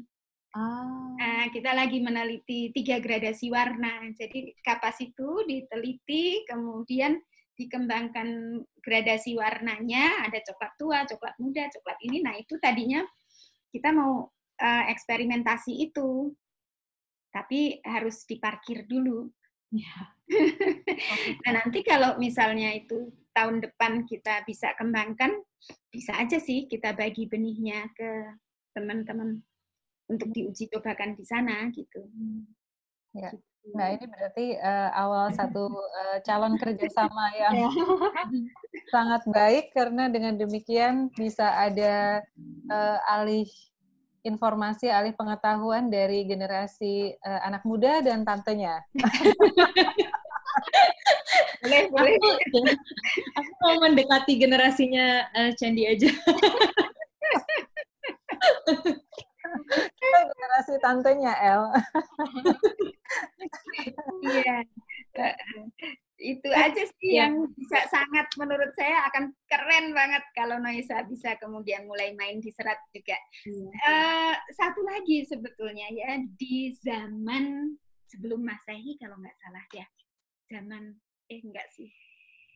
sebelum kolonialisme itu pelaut-pelaut Indonesia itu sampai ke Madagaskar dengan layar yang kainnya ditenun dari serat daun lontar, tahu nggak? Wah. Wow. Coba aku cari nanti. In the past, di masa lalu, NTT itu mereka mengambil serat daunnya dari lontar. Koripa namanya. Koripa palm. Itu di buku-buku sejarah tekstil ada itu. Nah, itu menarik. Menarik untuk storytelling aja sih. Kalau untuk storytelling gali-gali sejarah gitu. Fun itu bisa fun. Gitu. Jadi jangan ini keluar tante-tantenya. Funnya jangan dibatasi pada dangkal. Ya, benar-benar. Yang saya perhatikan sebetulnya ketika saya ketemu dengan anak-anak muda, mereka justru suka dengan cerita-cerita yang mendalam yang mereka nggak pernah dapatkan dari tempat lain. Gitu. Nah, lebih sering ingin mendalam daripada orang-orang yang tante-tante sebenarnya. Gunakan itu dan gunakan ini jenius fun-nya untuk mewarnai kedalaman. Ya, benar-benar. Saya bisa ini. Ini pertanyaan mungkin buat berdua ya. Jadi Mbak, sebenarnya kan kalau kita bicara di level kain dan kemudian pewarna alami, itu secara harga, price tag-nya itu kan cukup tinggi karena prosesnya panjang. Dan orang-orang yang punya spending capacity dan mau membeli dan mulai apresiasi itu biasanya di 35 ke atas gitu ya, yang sudah ada di posisi-posisi tertentu dan sudah punya kayak side income lah yang untuk bisa belanja untuk yang sifatnya lebih apresiatif gitu. Nah, pertanyaan untuk Mbak Chandra adalah, apakah memang ini adalah salah satu format pasar yang berdasarkan spending capacity ini yang mungkin juga bisa dimasuki oleh Noesa gitu ya? Dan buat Noesa gitu, apakah memang terfikirkan soal itu gitu? Walaupun memang menyasarnya tetap mengenalkan pada anak muda, tapi apa kepikiran bahwa sebenarnya pasarnya saat ini adanya di atas 35 gitu, karena tadi kalau kita bicara soal spending capacity itu. Gimana tuh? Kalau aku sih, emang tadi kan aku jelasin di awal, aku punya 2 target market nih Mbak. Semakin kesini kayak, aku sangat menyadari yang 35 ke atas itu spendingnya gila-gilaan gitu. Apalagi kalau kain naklas gitu kan, kayak itu kayak yang, ya orang-orang yang bisa beli sampai berjuta-juta itu yang nggak pakai mikir, ya itu orang-orang 35 ke atas gitu. Tapi, walaupun kita punya target market yang kayak gitu, tapi kita coba tetap buatnya produknya yang ke anak muda gitu loh, karena aku mikirnya kalau kita buat produknya yang ke arah 35, ntar yang anak mudanya nggak mau beli nih, karena terlalu mahal, apa terlalu old fashion banget nih stylenya gitu. Tapi kita udah kepikiran banget sih kayak yang ini Noesa nih kalau misalnya ibu-ibu nih banyak banget nih yang beli nih, kayak nggak pakai mikir lagi beli. Jadi udah tahu banget. Dia tidak berubah cara kita mendesain suatu produk sih. Cuma kita pendekatannya aja gitu. Kita nambahin cara pendekatannya gimana caranya biar kita bisa masuk ke dalam komunitas ibu-ibu tersebut. Gitu. Kita diomongin nih. Silakan Mbak Chandra.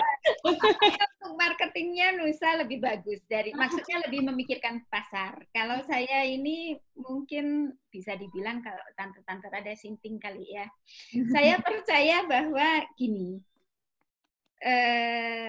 seperti pendekatan di Sumba pun, saya percaya penting sekali membangun konsep diri pembuat tenun itu untuk memahami dirinya sebagai pencipta. Memahami dirinya sebagai kreator, memahami dirinya sebagai seniman. Nah, kalau dia bisa sampai ke sana, maka dia tidak perlu berpikir tentang harga. Produk dia pasti laku, gitu loh. Dan dia akan laku sebagai art dengan segala multiplier effect-nya gitu. Sehingga lama sekali saya berkecimpungnya itu lebih di situ. Untuk produk-produk itu ya supaya ada aja beberapa gitu kan, marketingnya nggak terlalu serius dan sebagainya. Baru sekarang mulai berpikir ke arah sana gitu. Dan untuk di Sumba misalnya yang kita kembangkan itu sama seperti Nusa, kesulitan kalau kita mau membuat menjual yang mahal-mahal kan hanya orang-orang tertentu, dan untuk bisa nurturing market itu melelahkan sekali juga gitu. Saya justru tidak terlalu ingin nurturing market maksudnya kolektor gitu. Itu nanti kalau penenun sudah bisa menjadi seniman, ya dia pasti ada forumnya sendiri yang bisa mempertemukan dia dengan para kolektor, gitu kan. Nah, untuk yang keseharian, memang saya kira sudah bagus yang dilakukan oleh Nusa itu lebih bagus dari yang kita lakukan. Mungkin nanti kita bisa copycatting malahan, gitu. Nah, kalau yang kita lakukan sekarang kan kita misahin kabakilnya. Jadi kalau tenun Sumba itu kan dia besar. Nah, di ujung-ujungnya itu ada tenunan yang berlawanan arah dengan kain secara utuh. Dan itu biasanya dibikin kotak-kotak, dibikin garis-garis, bukan gambar-gambar gitu kan. Nah, itu kita pisahin. Kita bilang ini bisa nggak dipisahin jadi pita aja? Ternyata bisa. Nah, itu yang kemudian menjadi sesuatu yang bisa digunakan dengan cukup murah untuk produk-produk kelas menengah. Saya pikir yang dibuat oleh Nusa ini bagus kok untuk anak-anak muda. Kita harus encourage anak muda untuk nggak pengen punya baju 10, tapi pengen punya itu baju 2 aja gitu. Tapi yang keren, yang kita tahu asalnya dari mana, kita tahu siapa yang membuat, kita tahu itu tidak menimbulkan kerusakan untuk alam gitu loh. Baju-baju yang murah itu banyak yang dari polyester. Polyester itu sumber mikroplastik paling besar di perairan. Gitu. Saya soalnya dari pendekatan sustainability ya, masuk ke tenun pun dari pendekatan tanaman dulu gitu. Jadi saya kira market yang bisa bikin itu bagus, jangan diturunkan. Dan mungkin siapapun dari kelas manapun, tidak terlalu kaya juga nggak apa-apa gitu. Tapi kita mengubah cara berpikir orang untuk pengen punya baju yang bersahabat bagi planet gitu. Gitu. Iya, ya memang Noesa sendiri foundernya adalah anak-anak muda, pasarnya anak-anak muda. Saya pikir kita punya masa depan yang baik untuk generasi anak-anak, bukan generasi tante-tante kayak kita, Mbak.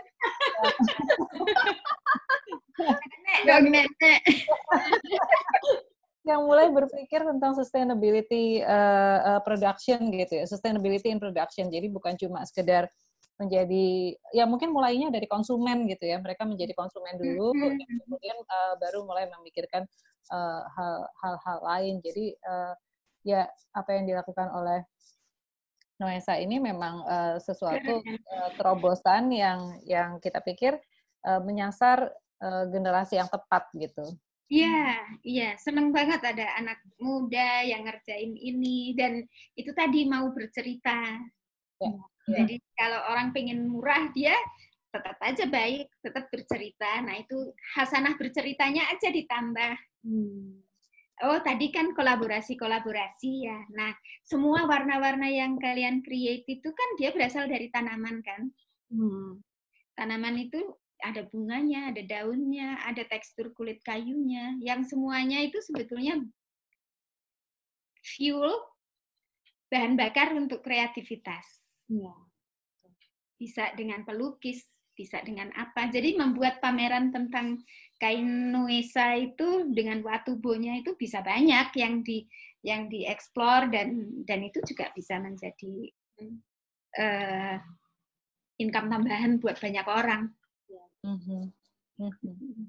Ya, makasih loh Mbak Chandra. Kalau aku nuntutnya Noesa itu make it whole, jangan hanya di kainnya, nanti kembangin lagi. Tanaman bahkan bisa ada enggak? Personal request. Mungkin nanti bisa bereksperimen kalau kapas tubannya sudah jadi, ada sebagian yang bisa dikirim ke siapa tahu gitu ya. Dan Noesa bereksperimen dengan itu. Makasih banyak Mbak Chandra ya. Sama kembali ke info, aku lagi ada deadline. Makasih ya Sandy, selamat buat Noesanya.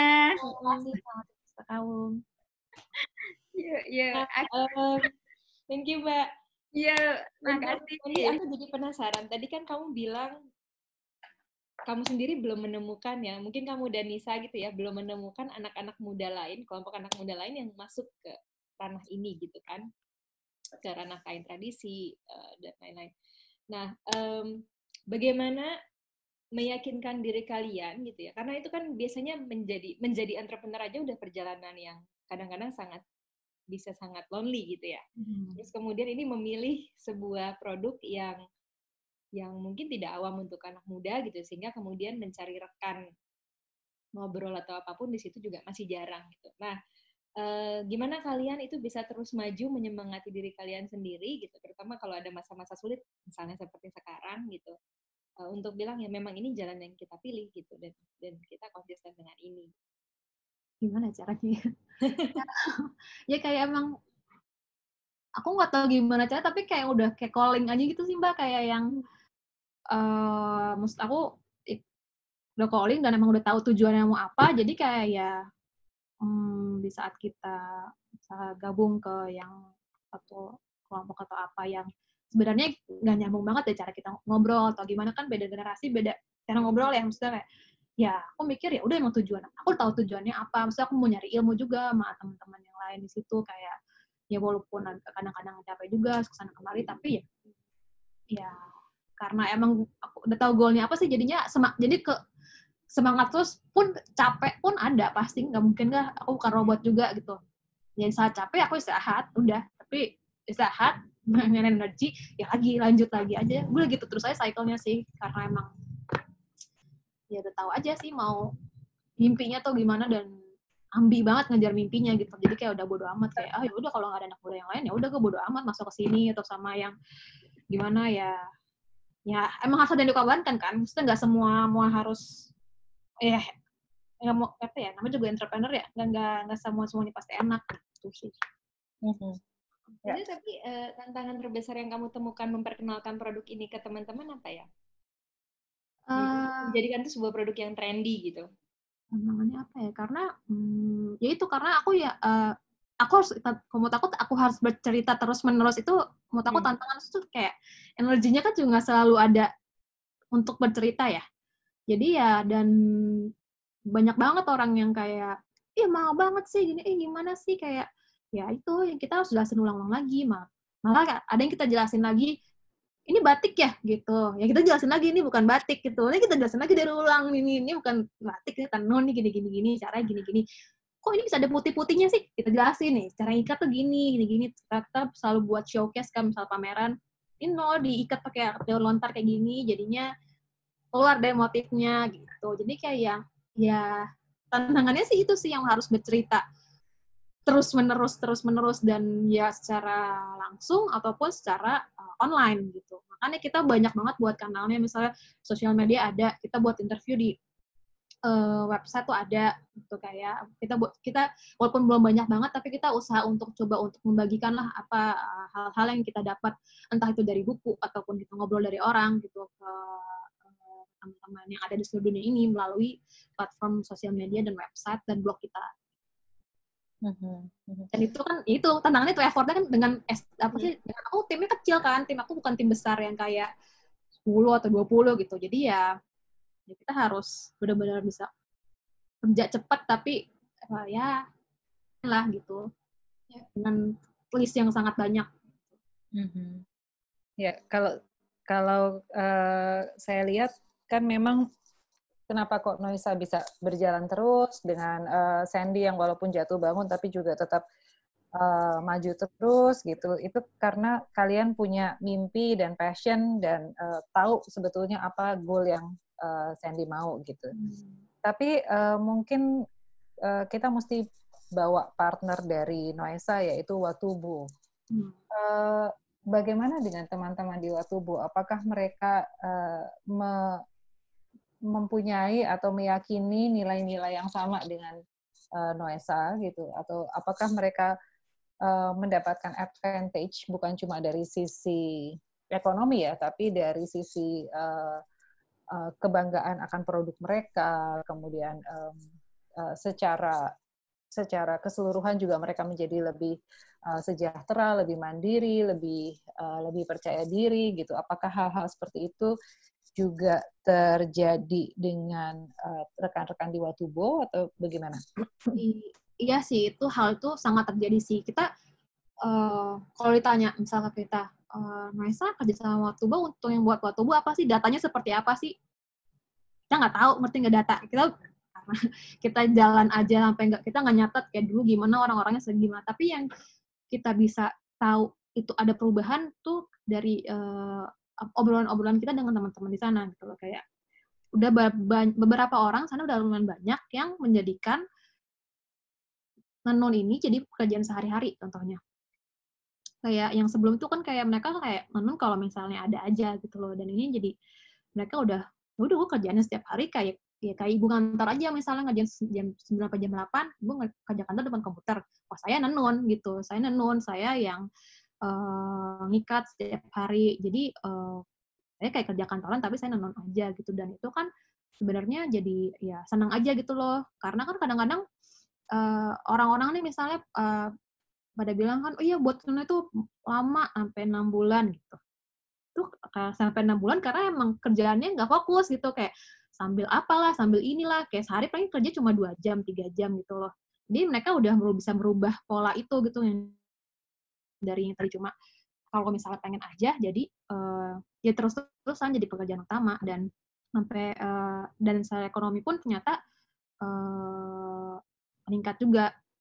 Dan aku pernah ngobrol-ngobrol juga sama salah satu teman di sana, kayak ya ibu sebenarnya saya kerja di kantor situ, di kantor mana gitu, dia pernah kerja satu kantor, lebih banyak penghasilan saya di tenun daripada di kantor gitu. Cuma bedanya kalau di tenun saya tangan saya hanya kotor aja, bisa kena indigo kan, kalau kena indigo biru tuh semuanya tangannya. Terus kalau kunyit langsung kuning gitu. Kayak bedanya saya itu doang. Terus dan sampai ada sampai Karo sendiri sekarang udah sampai bisa buat rumah sendiri.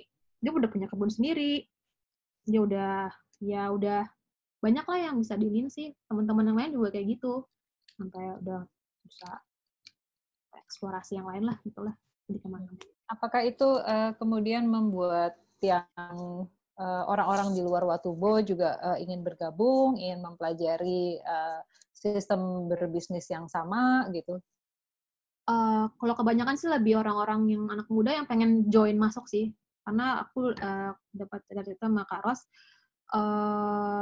banyak anak muda yang pengen masuk ke Watubo, tapi kan kayak tidak, maksudnya di Watubonya sendiri mereka juga punya persyaratan sendiri untuk masuk ke kelompok tersebut, karena kan kita butuh konsistensi, karena kan ini walaupun kelompok tetap aja ini kan bisnis ya, maksudnya harus ngikutin rules-nya si Watubo sendiri. gitu. Jadi banyak sih anak muda, tapi yang masih disaring banget sih sama si Karos itu, dua kelompoknya. Ini Sinta cukup aktif bertanya. Sinta, kita undang langsung yuk. Bisa tanya langsung sama Nuisa, tadi udah 3 pertanyaan soalnya. Halo Sinta. Hai Sinta, kira-kira bisa ini nggak video dan ininya? Video dan audionya. Ya. Sinta ini teman saya arsitek yang agak unik.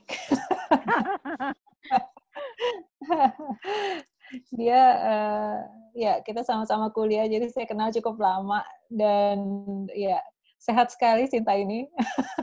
Latar belakangnya gitu. Bukan belakangnya aja.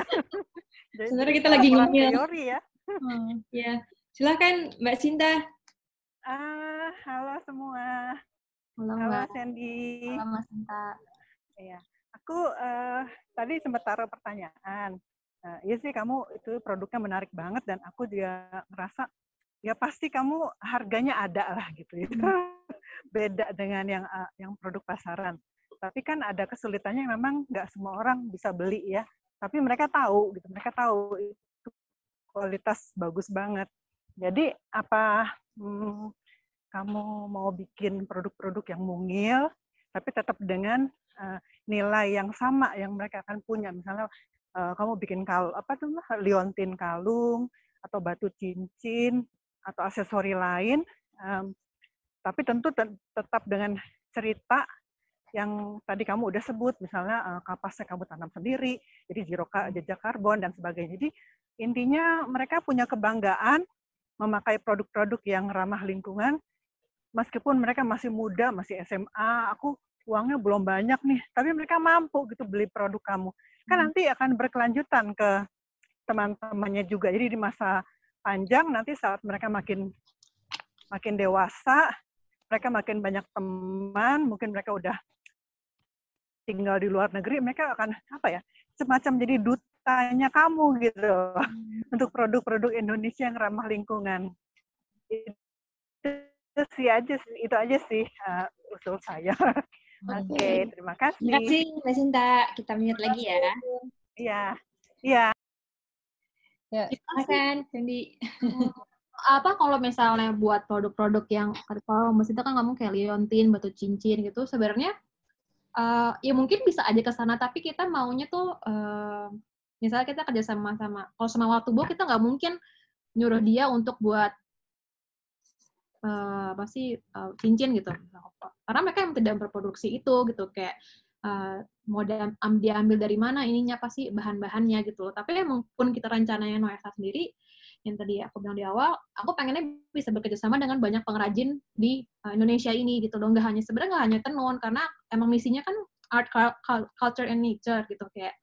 Tapi ya mungkin belum aja, karena emang pertama kan untuk risetnya sendiri kan itu butuh biaya besar sekali kan. Kayak karena di Noesa sendiri kayak kita nggak mau cuma beli putus doang gitu loh. Karena kalau kita cuma beli putus kayak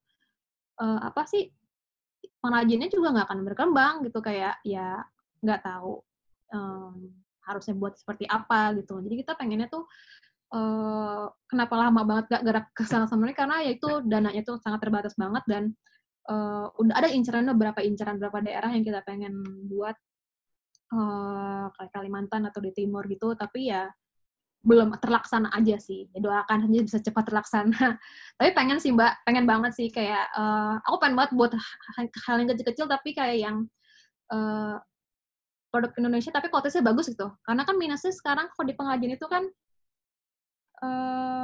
kayak kualitasnya kayak setengah-setengah gitu, kayak lucu aja sih tapi ntar lama-lama udah brodol gitu misalnya atau apa gitu. Nah aku tuh pengennya bisa saat aku jualan itu mau jualin dengan kualitas yang bagus, jadi nggak, orang pembelinya pun juga nggak merasa kecewa gitu loh, kayak barang Indonesia jelek nih gitu. Aku nggak mau kayak gitu, ngerti nggak? Kayak pengennya buat yang sebagus mungkin yang kita bisa dengan ya material lokal yang ada di daerah tersebut. Ya, jadi memang kalau dilihat dari value yang dianut oleh Nuesa dalam berpartner atau dalam pengembangan produk itu, memang adalah ada aspek edukasi juga dari kedua belah pihak gitu ya. Jadi Noesa belajar sesuatu, tapi juga artisan di satu tempat itu mengembangkan produknya dan meningkatkan kualitasnya gitu ya. Jadi bukan cuma sekedar oke, saya pesan sesuatu dari kamu, nanti kamu produksi dan saya beli gitu, nggak seperti itu ya. Karena kalau kayak gitu nggak maju-maju sih. Aku mikirnya ya emang nggak tahu pikiran kita aja sih, kayak mikirnya ya kerajin Indonesia kan segitu-gitu aja sih kalau misalnya kita nggak ada, misalnya kalau kita nggak ada kolaborasi antara misal desainer sama pengrajin, ya kerajin Indonesia kan segitu-gitu aja, nggak akan naik kelas sih mau gimana pun, karena emang ya apalagi kalau pembeli dari luar kan Mbak, detail banget, salah dikit aja mungkin dibalikin kali nggak mau beli gitu. Kita kan pelan-pelan harus banget yakinin ke pengrajin itu, dan itu kan bukan suatu hal yang mudah gitu. Ya, setuju. Jadi tadi request-nya sebenarnya lebih kepada ini ya, supaya ada barang-barang kecil yang orang juga bisa miliki karena bisa dibeli, mungkin lebih sesuai dengan kapasitas spending-nya, tapi bisa menjadi bagian dari sebuah gerakan yang panjang gitu. Mungkin sekarang baru bisa dapat gantinya gitu ya. Nanti lama-kelamaan kalau udah punya tabungan lagi beli kamera strap, punya tabungan lagi beli produk lain gitu. Cuma bisa, mungkin tadi maksudnya Mbak Sinta tuh secara kepemilikan dan pengenalan akan produk itu mereka itu sudah terbangun gitu. Tapi kita buat sih Mbak yang kayak kecil-kecilnya, kayak barang kecil kita tuh yang kita buat kayak kabel wrap yang ada kain tenaunya kecil. Itu kan lucu-lucu banget ya. Kabel wrap, terus kayak yang tali kacamata yang baru aku buat itu kan juga barang ya apa ya, kecil lah. Maksudnya kalau misalnya kayak ke mall ya sama aja harganya, maksudnya kayak misalnya ke mall-mall yang fancy ya dia segituan juga, mungkin lebih murah. Iya. Iya, ini kita sudah sampai di penghujung acara. Terima kasih banyak untuk Candy, untuk semua ceritanya. Terima kasih juga untuk semua teman-teman yang sudah mau meluangkan waktu untuk kita bersama-sama mendengarkan cerita Noesa. Harapannya ke depan kita bisa terus berhubungan, dan juga nanti akan ada kontak. Mudah-mudahan terjadi kolaborasi baru lewat sini. Mungkin nanti 5 tahun lagi kalau kita mendengar Noesa udah beda lagi levelnya. Kalau misalnya butuh dipromosikan, kami bersedia menjadi endorser, enggak ya, Pia?